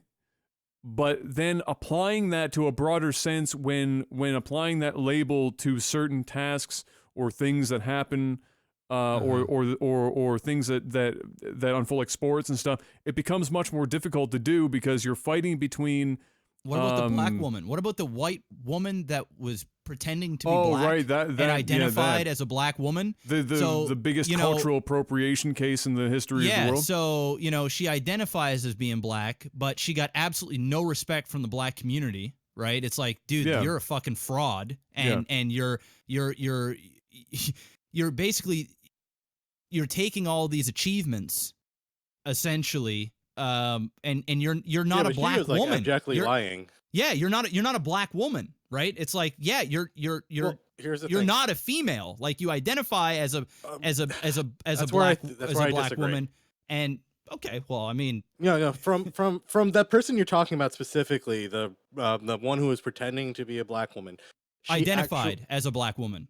There's two different things, because she lied about many of the other. She lied about other things around that. Not necessarily being black, but she lied about the circumstances of her life and variety of other things around that that just lend credence to her, trying to be more cultural appropriation as opposed to identifying as.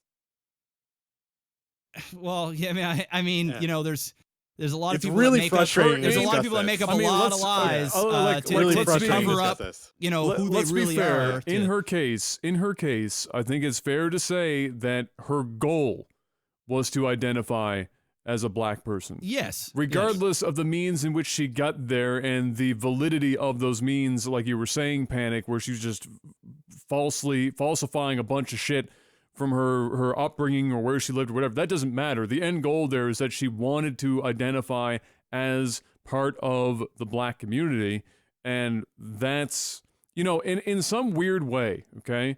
In my opinion, in some weird way, if she came out at some point and said, "Ha! Gotcha, bitch!" Yeah. It wouldn't shock me, because it would almost be a parody of the gender pronoun and identity crisis that we're having right now in not just sexual groups, but or racial groups, or whatever. The list of identities just goes on and on and on. So there are many fronts in which this is being fought. It's not just the transgender community, for example. So so I think that the end goal for her was definitely to identify as, regardless of what her goals were to get there, and whether or not she was trolling everyone or to try and bring light to it, or if she was honestly just a little sick in the head, one way or another, I don't know. But when it comes to Scarlett's thing, personally, I don't really give a fuck. Oh, I don't either. I don't either. And I'm not saying you do or Panic does. I don't many well-adjusted people give a fuck. Yeah. Because we're talking about, the hard facts, whether somebody wants the rule to be applied equally or not. Guess what? You can't broad stroke literally anything in life. It's impossible to do that shit. That's why there are weight classes amongst men in fighting. We don't just do like old school UFC where you throw Royce Gracie up against a 500-pound fucking man and let that shit continue, because that's stupid. We have to be a little bit more specific with our rulings. With that being said, when it comes to Scarlett being labeled the first woman ever to win, in a sport or in a situation where physicality, which is the biggest, the single largest likely and it was like an Olympic thing too, right? Yeah, it was like a really big deal. It was an exhibition. An exhibition thing. It's still a big deal. But the largest separating factor between the men and women aren't our IQ or our ability to strategize, or necessarily our manual dexterity, all of which would be the forefront of what makes a good StarCraft 2 player. Those factors don't really differ so drastically between men and women that I think the labeling makes a fucking difference.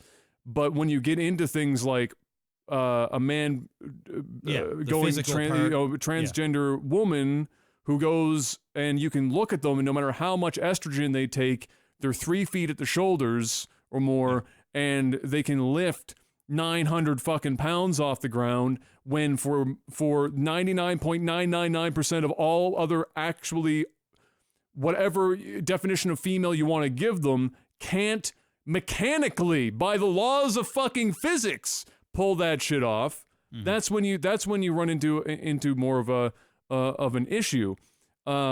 Now again, the difficulty there is that Scarlett doesn't want to be identified as transgender, very comfortable in her skin as being a woman, which is probably fucking great, because the worst thing in the world is to be middling about anything, stuck in the middle somewhere, just one side or the other, just choose a side, and it's great, and I'm super happy for her that she's firmly planted on one side now and doing extraordinarily well outside of it.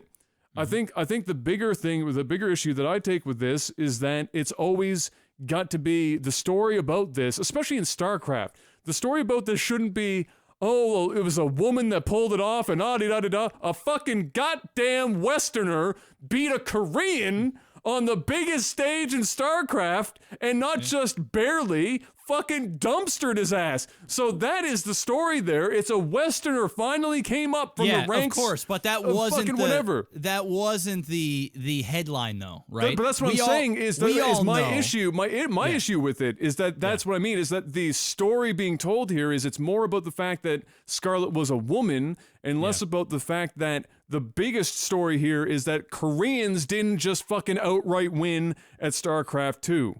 And this happens with women in a lot of areas where if it's a sport or any kind of field in science or business, the narrative always becomes the focus is that they're a woman and not the accomplishments of what that woman did.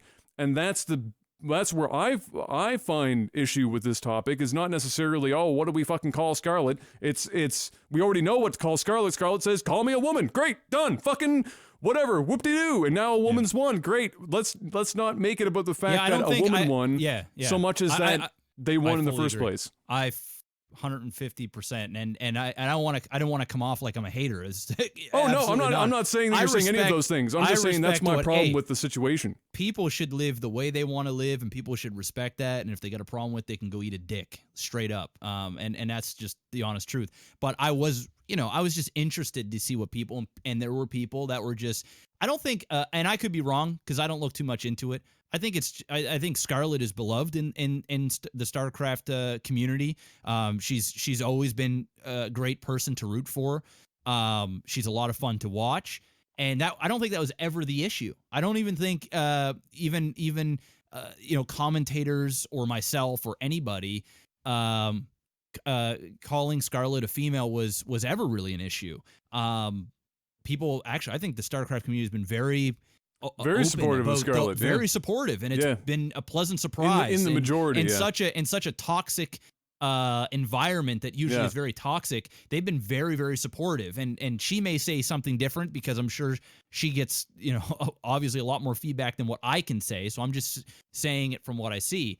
But I think the issue that some people were saying was it was taking away from a potential for an actual female, which I know is, I'm just rephrasing what they said. What they say. I'm not fucking saying that. Of course. But that's what they were going on about is they're stealing that moment from a female, a born female, and just kind of slapping it on Scarlett because it creates good headlines because it creates good things. And it wasn't, and I can see where they're coming from, but at the end of the day, I'm with you. Who gives a shit? Who really cares? She kicked ass. She took names. She got the prize money. She beat up the Koreans. She's a goddess among a male dominated esport. Deal with it. And, good luck, have fun. That's also Canadian. I'm going to toss that label out there. Also Canadian. Taking home the poutine victory for all of us. I only brought that up because that transgender. No, of course, no, absolutely. That all kind of spins off. But so the Subnautica girl got fired for that. I don't necessarily know. From the point of a company doing it, I understand because they're trying not to have the employees' views be, held as the company's views at the same time. And that's why most times companies will require employees to say on their Twitter profile, my views are my own. They are not representative of insert company name here. And then that usually gives, for most people, enough separation where that's, whatever until they do something real fucking crazy. But so I don't know if that was necessarily necessary, but it happened. We also don't know what happened behind the scenes, right? They may have called him in and been like, "Yo, dude, you can't fucking post this stuff." And he was like, "Fuck going. You, man. What are you talking about? Like, I didn't, don't tell me what I can't do. This is ridiculous." And they're like, "Okay, well, you're fine." He actually he came out and said straight up, he's like, "I would have offense if you hire transgender or Muslim people in the company." Okay, well, Okay, well, that's a problem. Okay, well, that's a totally different issue entirely than the tweets. But that's stupid. Well, then you're an idiot. Now you fucked up.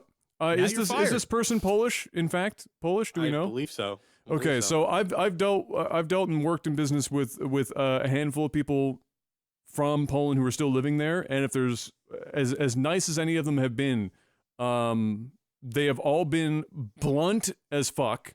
I don't know if there's any more people straighter to the point on the planet than the Polish people, and opinionated beyond words, and very much the ones I've worked. This again, but this seems to be apparently not uncommon.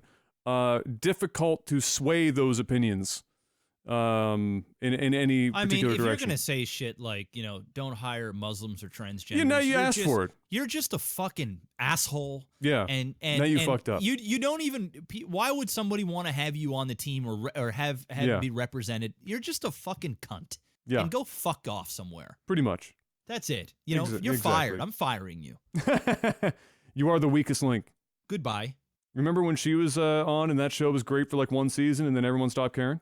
Yeah. I'd watch that show if it came back. Only if she was involved, though.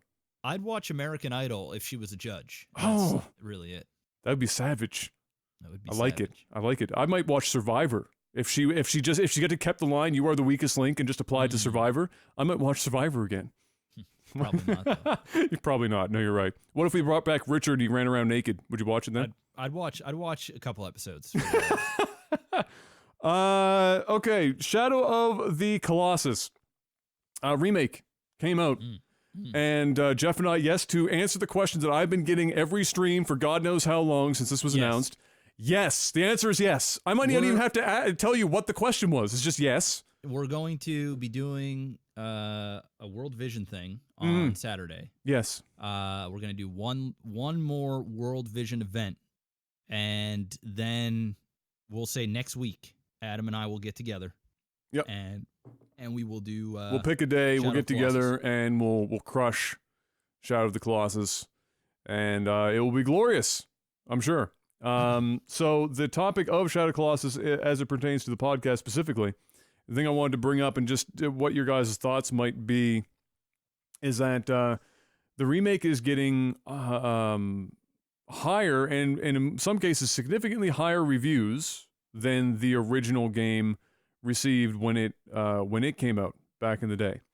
Now, I guess the immediate thing that some people might say would be, well, remakes and stuff will often have quality of life improvements and some of the shit that the old game had, they'll get rid of it and update it so that it's not so clunky, etc., etc. That's not the case with Shadow of the Colossus. The only thing that's really changed Shadow of the Colossus is its visual style. To bring it up to current standards. Pretty much everything else, the clunky ass fucking controls, and everything in between has pretty much stayed the same, because that was the goal of the company that was remaking this game, was to ensure that it was as untouched as humanly possible to represent the game itself, because that's people love the game and they were betting on the fact that people wouldn't necessarily want to see changes made, even if it was something like the controls being less silly.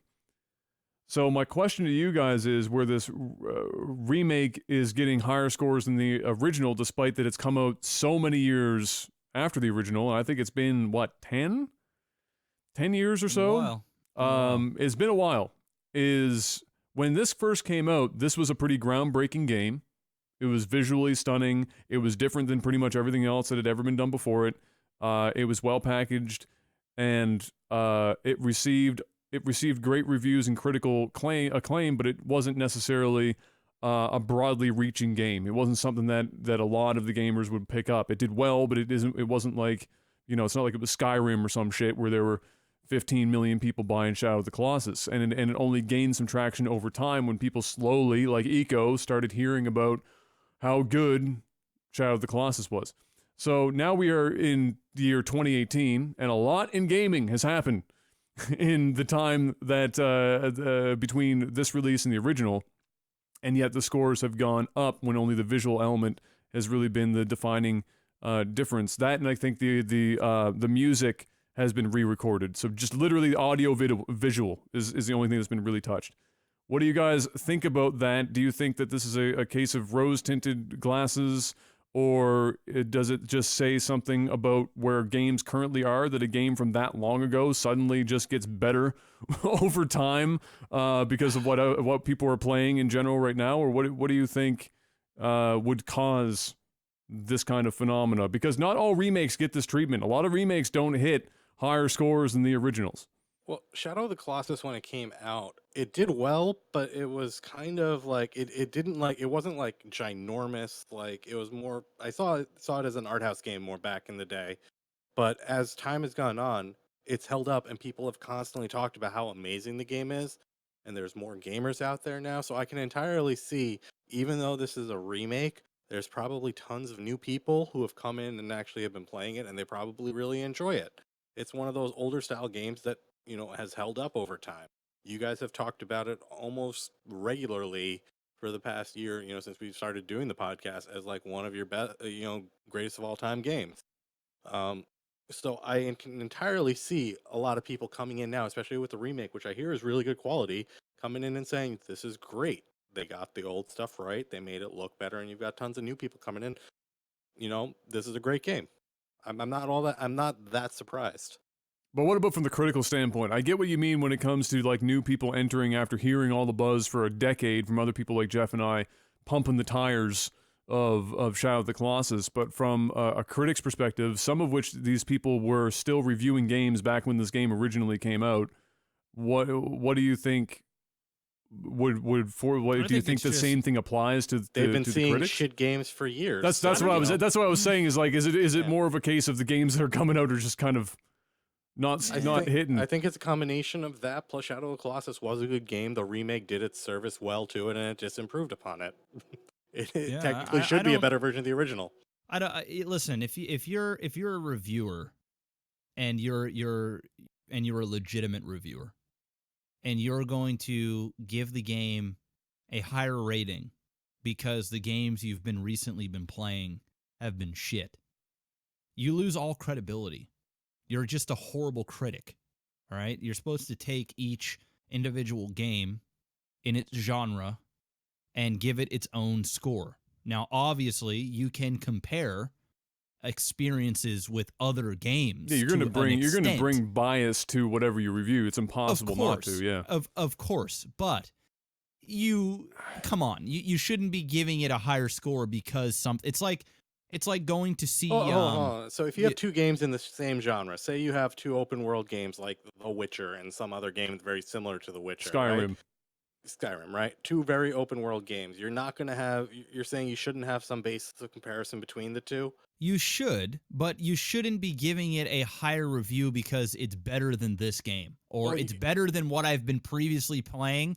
So I'm just going to give it a high score. Oh, because... no, that I can agree with. But like if you're looking at it and you have two games in the same genre, and again, you're doing it that's the whole point of having like some specific scale of like 1 to 10 so that you can like place it somewhere. Of course. But, you're going to have some tint of saying, yeah, in the past 5 years, we've had a lot of shitty games in this genre, but this one's gotten it right. So I'm going to bump it up in that respect. I don't think that's wrong. But yeah, if you say Witcher was really good, this game is not as good as The Witcher, you know what? I'm going to give it a ding for that specifically, as opposed to, yeah, you know what? I'll just rate it a little bit lower because, it's just not as good a game. That's a different story. Yeah, I feel like it's very subjective. Well, of course. I mean, reviewing anything is subjective. I mean, that's just the nature of the beast.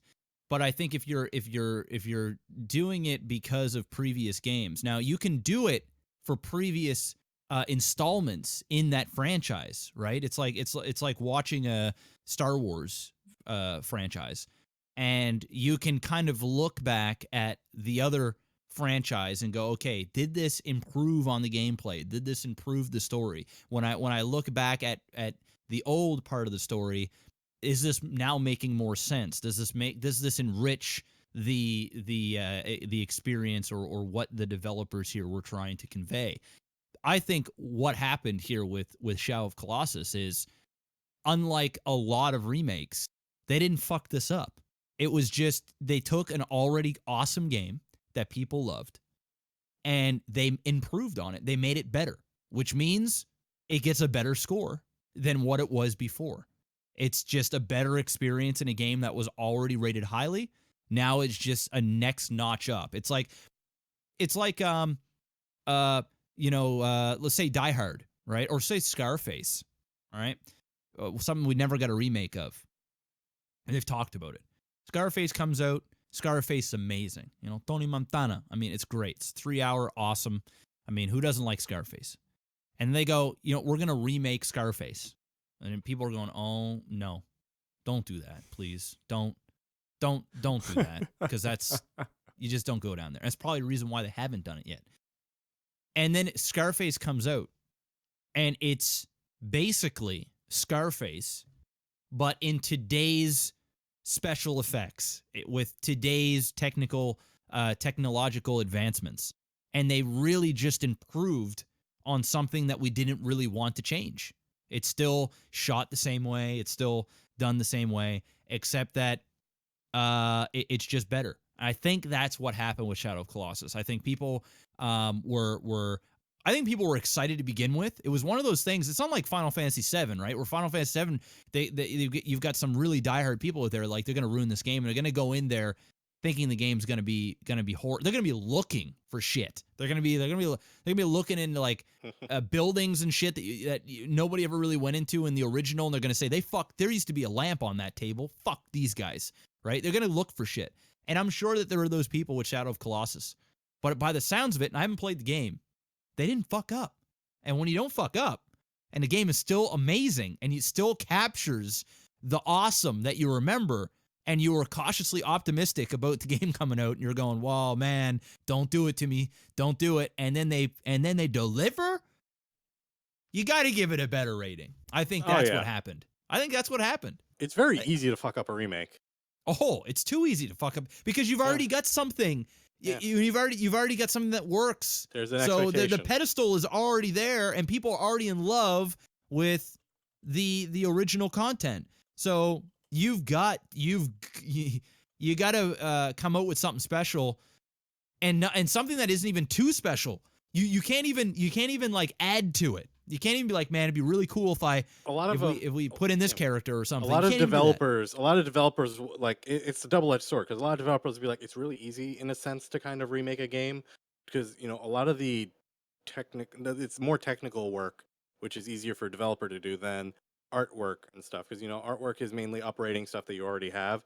Might take a little bit of time, but you don't have to like rewrite stories. You don't have to go through like the full creative process again. It's a lot easier and a lot cheaper to ship one of those games. Downside is you have a whole slew of like other avenues for critical backlash and like fan backlash. If you do it poorly, any number of reasons, they'll come back and bite you in the ass that don't exist for if you're making something new. If you're making something, you'll be like, okay, yeah, we kind of screwed that up. We can fix it next time. This one's like, you already had the perfect formula. Why would you try to cash in and fuck it up? And then you just piss everyone off. Yeah, so we're going to find out next week. Yeah, we're going to find out. Jeff and I will be playing it. I'm looking forward to it. So would that count as a retro versus or no? No, that'll flat out be put on. If anywhere, it will just be if we release it on YouTube, it will just go straight to the channel. And that's if we decide to release it at the end of the day. We're just going to stream it, play on stream, and give it a rip and see how it goes. Strap yourselves in. Mr. Black, hit me up with a little intro music for the movie and TV segment. Movies. Black Panther. We talked about it last week. Did real well. Continues to do real well. Quote unquote DC fans, to keep with the review bombing theme that we had from earlier, started nailing it on Rotten Tomatoes just to be like, DC's better than Marvel. And in reality, I think DC fans is a euphemism for, I like to use tiki torches on the weekends when I have some free time. Thoughts? Yeah, I would not be surprised.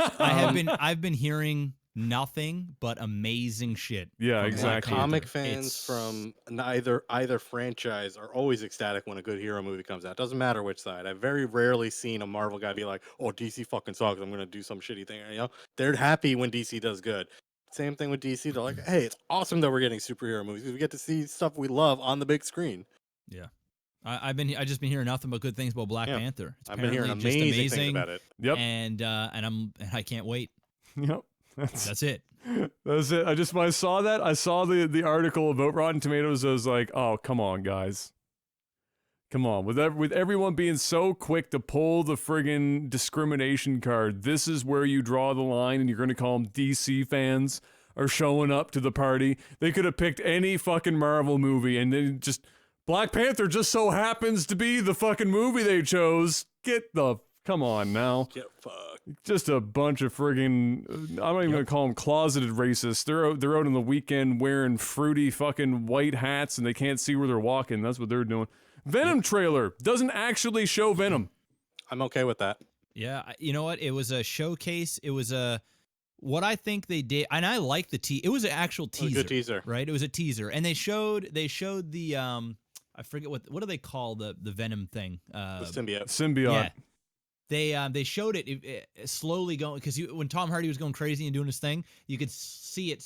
I don't want to see. I don't want to see the Venom character until I'm in the friggin' movie theater. That's probably not going to happen. I don't think that's going to happen. I know, but I can hope. I can dream. Okay. Yeah, I can dream. That won't happen. But what I think Sony did here is they said, okay, we've got Tom Hardy. All right, everybody loves Tom. Who doesn't like Tom Hardy? Okay, the guy is basically crushes everything he touches, even his small people who little are films. who are too critical about actors don't like Tom Hardy. That's about the closest thing you can get. He's always wearing a mask. Yeah, well, I think Tom Hardy's an amazing actor. He's got a great range. But anyway, he's great. And I agree. I think that's what they were doing. They were showing it's the Tom Hardy movie, and look what we have. This is our star. This is it. Everybody knows. I shouldn't say everybody. A lot of people know what Venom is, and it was a nice teaser, and it got me excited for a Venom movie without seeing Venom. And that's the magic of a good teaser.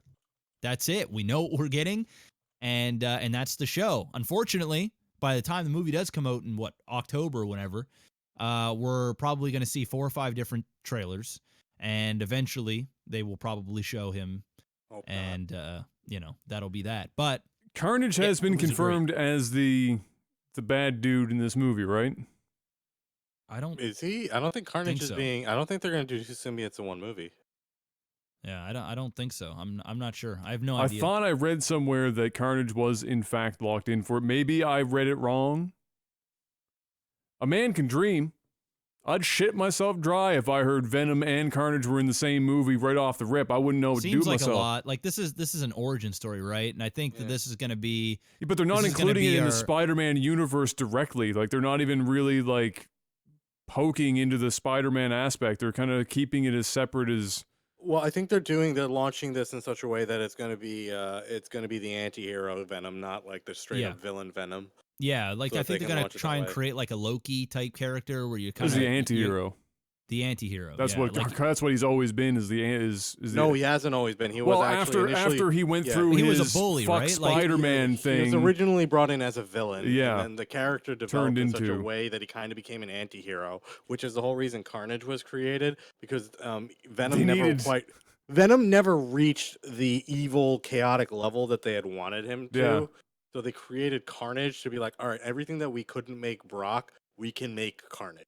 We can make them like completely and utterly evil. It was almost what happened when they turned Hulk Hogan heel and they made him Hollywood Hulk Hogan with the NWO. When they gave Venom depth, they took away all the fans were like, "Fuck you! I'm still cheering for Hulk Hogan." And so like low key NWO became like more popular than the baby faces, and then they were like, "Well shit, now what do we do?"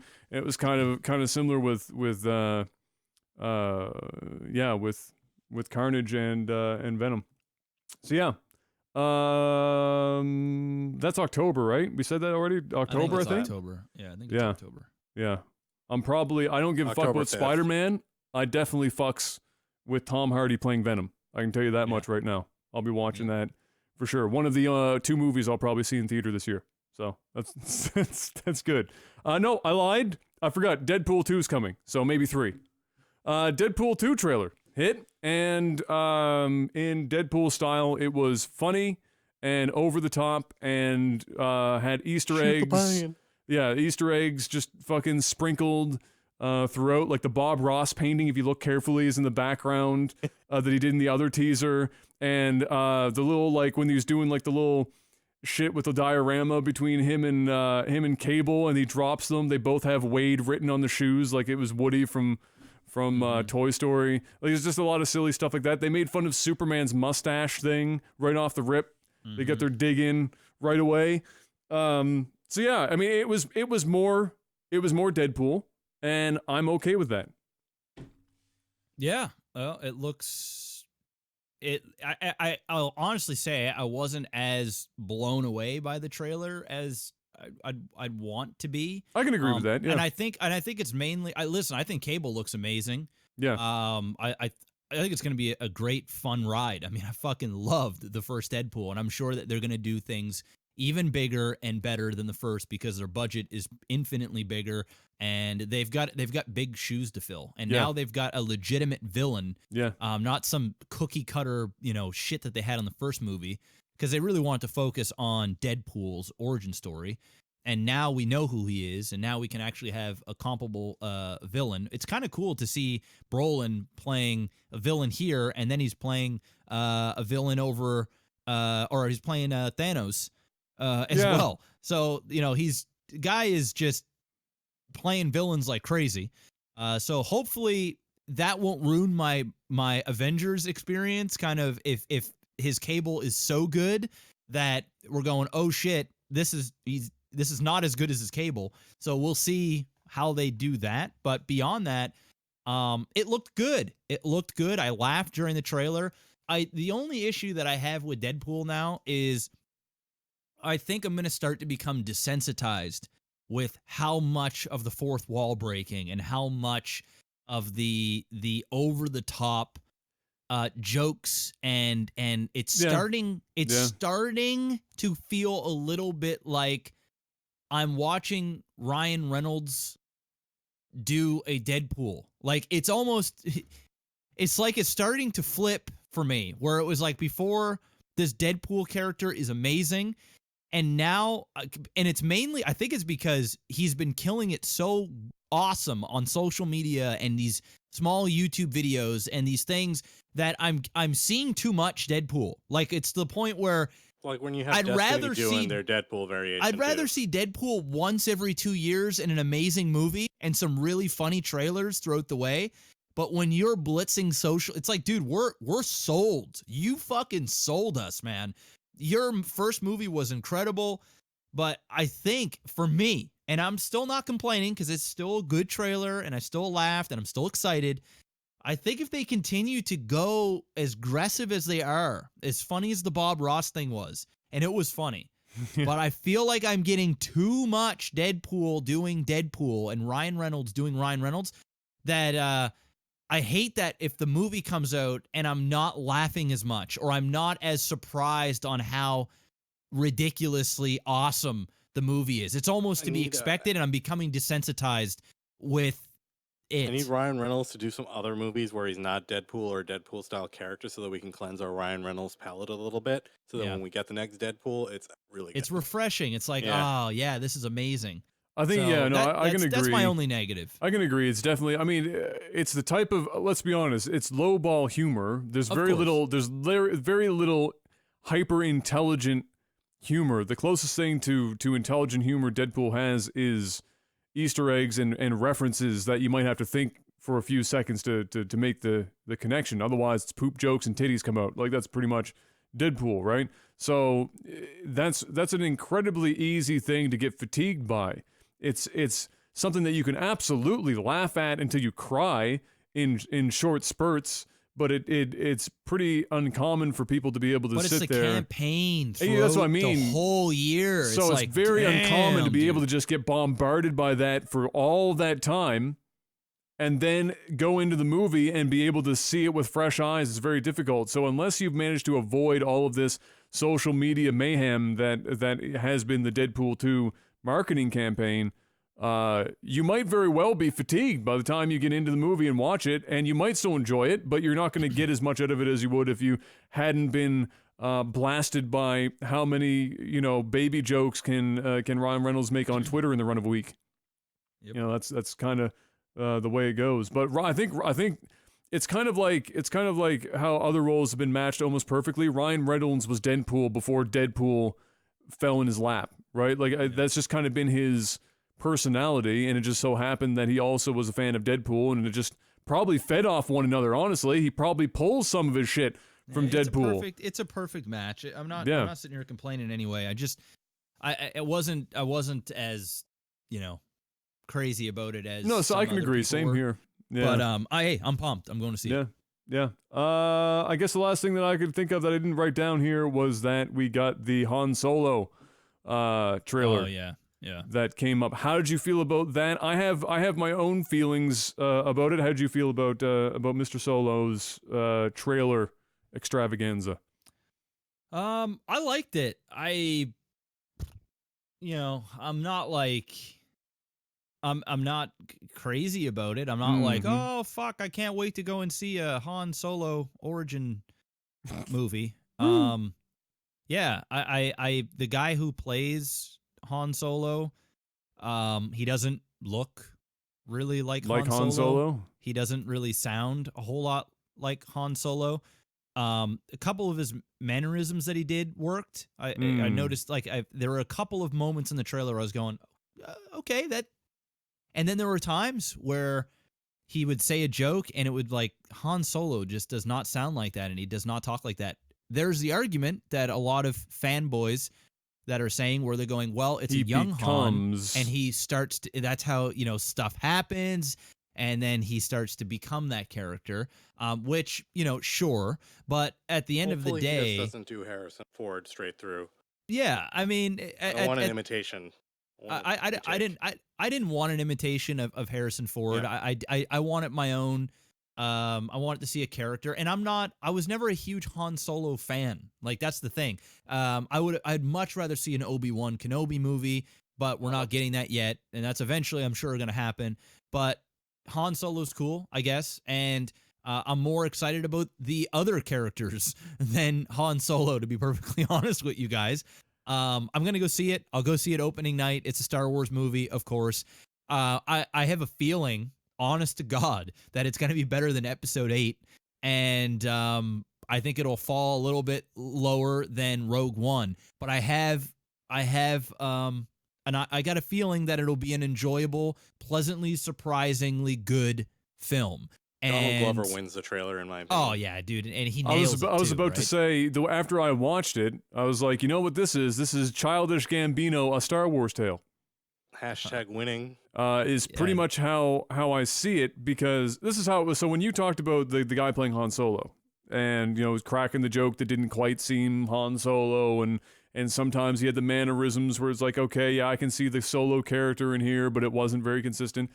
When I watched that trailer, if it wasn't for the scenes setting me up to know that the guy I was looking at was Han Solo, and I don't necessarily just mean from a visual, like he doesn't look like Harrison Ford standpoint, I wouldn't even fucking know that was Han Solo. He looked like a supporting character that would show up for 5 minutes throughout the film, that would have like 3 lines of dialogue, and then they'd shit on him fucking 30 years later in episode fucking 14. Like that's who he looked like to me in that trailer. And then Lando comes out and I'm like, fuck me, this is a Lando Calrissian movie. He stole it. Hardcore stole it. Like, all he did was like a grin, and that's I'm like, it. oh, and you're like, that's Lando. That's right Lando. I mean, it helps that he looks. Lando. It helps that he looks like Lando, but at the same time, he felt in that one moment, he felt like Lando. Yeah, you didn't feel that with Han Solo. You look at Han, you're like, nah, who the fuck are you? You know what it felt like, dude? It felt like I was watching Indiana Jones and the Shia LaBeouf one, where I'm watching like a son of Harrison Ford. Right. And it's like, if somebody told me that, this is, if they fucking duped everyone, if they were just like, yo, it's Solo, and then we get into the movie and then we realize that it's like his son, and we're like, what the fuck? I'd believe over the eyes. Yeah. I'd believe it. I'd be like, okay, so this, he's kind of acting like his father, but he's not quite Han Solo. That's how I felt. I felt like they got part of it right, and then the other part was like, whatever. But Lando, so there's that. And Chewie looks like Chewie. Not hard to pull off. So not hard to pull off. I remember meeting Billy D. Williams when he was at HalCon years ago, and talking to him, and he kind of. Yeah, I mean, it's obvious that when an actor gets into certain roles, sometimes they get put into roles because their personality already sort of fits the character that they're casting for, right? It makes it so much easier for an actor to pull something off if they're already kind of halfway there or more. It'd be like Ryan Reynolds doesn't have to fucking try to be Deadpool, for example. So when I talked to Billy D. Williams, I was like, I'm fucking talking to Lando Calrissian right now, and so it made it all the more fucking crazy to me after I had met the guy in person to watch that 0.2 second fucking clip where he's there and he smirks or whatever, and you're like, oh my god, that's a Lando in 3/4. Yep. And so, I kind of feel bad for the guy doing Han. We'll see how it happens when the movie comes out and how it progresses. And maybe some of the fanboys are right. Maybe they're playing down the fact that some shit's going to go down in this movie, and then by the end of it, all of a sudden, we're going to have Han Solo. And before Han Solo in this movie, we're not going to really have Han. We're going to have flashes in the pan, but it's not going to be like the Han Solo that we had in the original movies, and maybe that's it. And I hope that's the case, because that would be cool, because that would signal to me that we're going to get more character development than shitty Disney humor, which would be fucking awesome after seeing episode 8, where all I got was shitty Disney humor and very little character development. So if we get the opposite of that for this, thumbs up for sure. I think between Lando and seeing the Millennium Falcon, because it's one of those objects that you see it on the screen and you're like, I don't know if anyone else is like that here, but when I see the Millennium Falcon, I hear it, and I just fucking see it. It's an iconic ship. Nothing else looks like it. It was modeled after some random kitchen appliance. Like, it's just fucking, it's just the stupidest. Like we get to see him get the ship and stuff. Exactly. Like, that's cool. That's cool. So that will be the fun bits for me. And what do we know what the timeline for that is? May? It's in May. May, really? Mm-hmm. Yeah. I thought it was summertime. That's why they're pumping it up now. I thought it was summertime. It's considered summer movie time. Oh, okay. Because summer here is like 3 weeks. So I guess that makes sense. May is technically summer somewhere. May 25th. I think that's around Memorial Day weekend in the U.S. Yeah, I think it might actually come on Memorial Day. I think they're going for the 3-day weekend, huge hype train on that. Well, that'd be a smart idea, for sure. Oh, this one's coming in long, too. 2 hours and 30 minutes almost. Yeah. Damn. And they had a lot of production issues, so we'll see. Yeah. We'll see what happens with this. Let's head on to tech support, shall we? Mm-hmm. Let's head on to tech support. Let me read some of this stuff. We've already answered this one from Duke. Yes, we are playing Shadow of the Colossus. It's happening. And it's not just going to be for Retroverses. If we post it, it will be more public than Retroverses. Yeah, we can post it up there. We can just post it straight to YouTube or something, because there's so many people that would want to see that. We wouldn't want to hold that one back. Let's see here. What else we got? Oh, here we go. Valentine's Day is coming, boys. Brain Doc Dre asks, in the spirit of the season, candy hearts, love them, hate them, discuss. And then part 2 is, any good Valentine's Day stories can you or someone you know, or can be you or someone you know, were mistakes made? We'll start with candy hearts. Yay or nay on the candy hearts? They are disgusting. I'm sort of indifferent. They taste disgusting. If I had to say yay or nay, I'll say nay. Okay. But I have, if they're around, I'll grab a handful. There was like a really specific period when I was, in my early childhood where I loved the shit out of those. And then I hit high school and everyone started drinking Fireball. And then I decidedly stopped liking those cinnamon hearts. Pretty decisively thereafter, when Fireball rolled around, that was it. That pretty much turned me off of it altogether. Any good Valentine's Day stories, gents? Anyone got a good one? I don't know if I have any. Nobody's really. I don't have any for myself, but I have a disaster from one of my friends in college. Okay, hook us up with the disaster. So they were all busy with midterms and stuff, so him and his girlfriend hadn't really done anything for a while. I mean, they've been dating for a year. So he planned this super romantic, they're gonna go out to dinner at one of the nicer restaurants that's super expensive near the college, and then they were gonna go ice skating because it's February and it's a good time for it. And there's an ice skating rink right near the school. And then afterwards, they were gonna take like a nice cruise up to the top of the mountain area on the campus to like just look at stars and stuff. Super romantic. Damn. I threw up in my mouth a little on just listening to that. Yeah. So, unfortunately, whatever food they got at the restaurant did not agree with them. And while they were ice skating, she got sick and didn't go so well. And when he went to help her, she slipped and ended up kicking him in the nuts with the skate. Oh, okay. Now we have to specify the portion of the skate that made contact with the nuts. To this day, I don't know. Did he have children? I suspect he did, but he also missed class for like a week. We heard the page go out over the EMS radios about it. And it was not one of those. It was one of those, yeah, this is not a funny one. You guys should probably get out of here. There's like... yeah, fuck. Yeah. That is high. I'm not going to lie. Getting kicked in the nuts with any part of a skate is a bad time. But and if then they ended up was breaking called, up like 2.5, 3 weeks later. Oh, God. I'd be Safe pretty to say salty, he didn't too. get laid on Valentine's Day. No, even if he wanted to, probably wouldn't be able to. No. Yeah. Bad time. I don't have any stories, so... No, I don't really have any either. Here's the thing about me. I don't give a fuck about Valentine's Day. I think it's a waste of time and money. It's a Hallmark holiday. Because if I need one day out of the calendar year to express how much I care for my significant other, I've already fucked up somewhere. So fuck that. And I also don't need one day out of the year to do something special for my significant other or spend money on them. That just happens throughout the year anyway. So why I would go out and spend several $100s or $200 on a nice meal or do I'm just not on that. I'm not on that game. I just don't care about it. And most of my friends feel pretty much the same. The only one I can think of that doesn't is Cleveland, and that's because he's married. And he'd probably be killed, bro. And I don't. I don't Ryan, bless him. Ryan's a little whipped. Oh yeah, bless him. Well, I'm not whipped. No. So, even if the wife wanted to do something, she would just probably hold it in and not say anything because she knows that I'm kind of where you're at. It's like, listen, I love you because I've been with your ass for 10 years.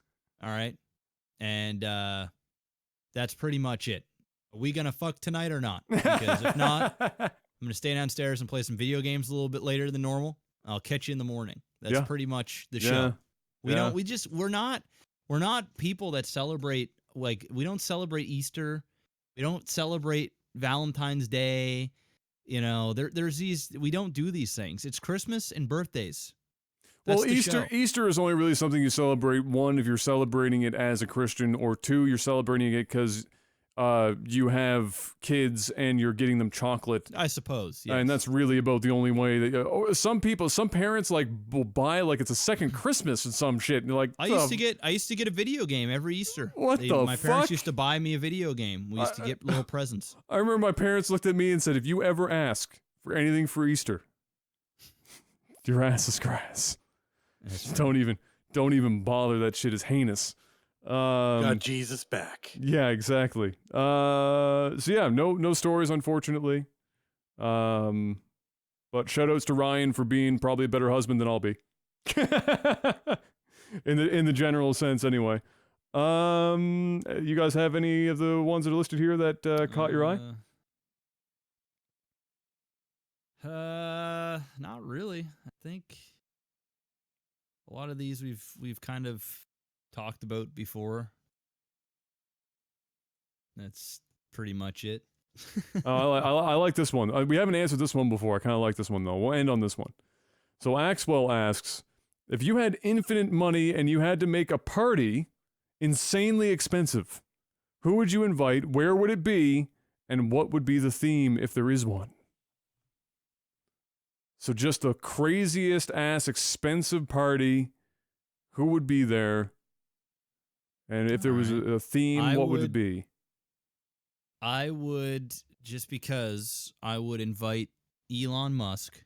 Okay. It would be a space party.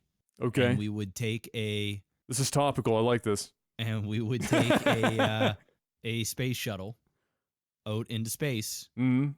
and we would sit in that car that they have fucking you wouldn't orbiting panic the planet, and sit in it, and that's the show. That's the party. That would be my party. It's a pretty dope party as long as you get back to Earth, of course. That'd be the caveat there.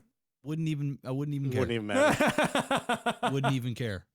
I was also going to do a space party, but instead of us going up into space, part of the party would literally just be like Falcon Heavies launching and then the boosters landing on each side of the party. It's like fireworks.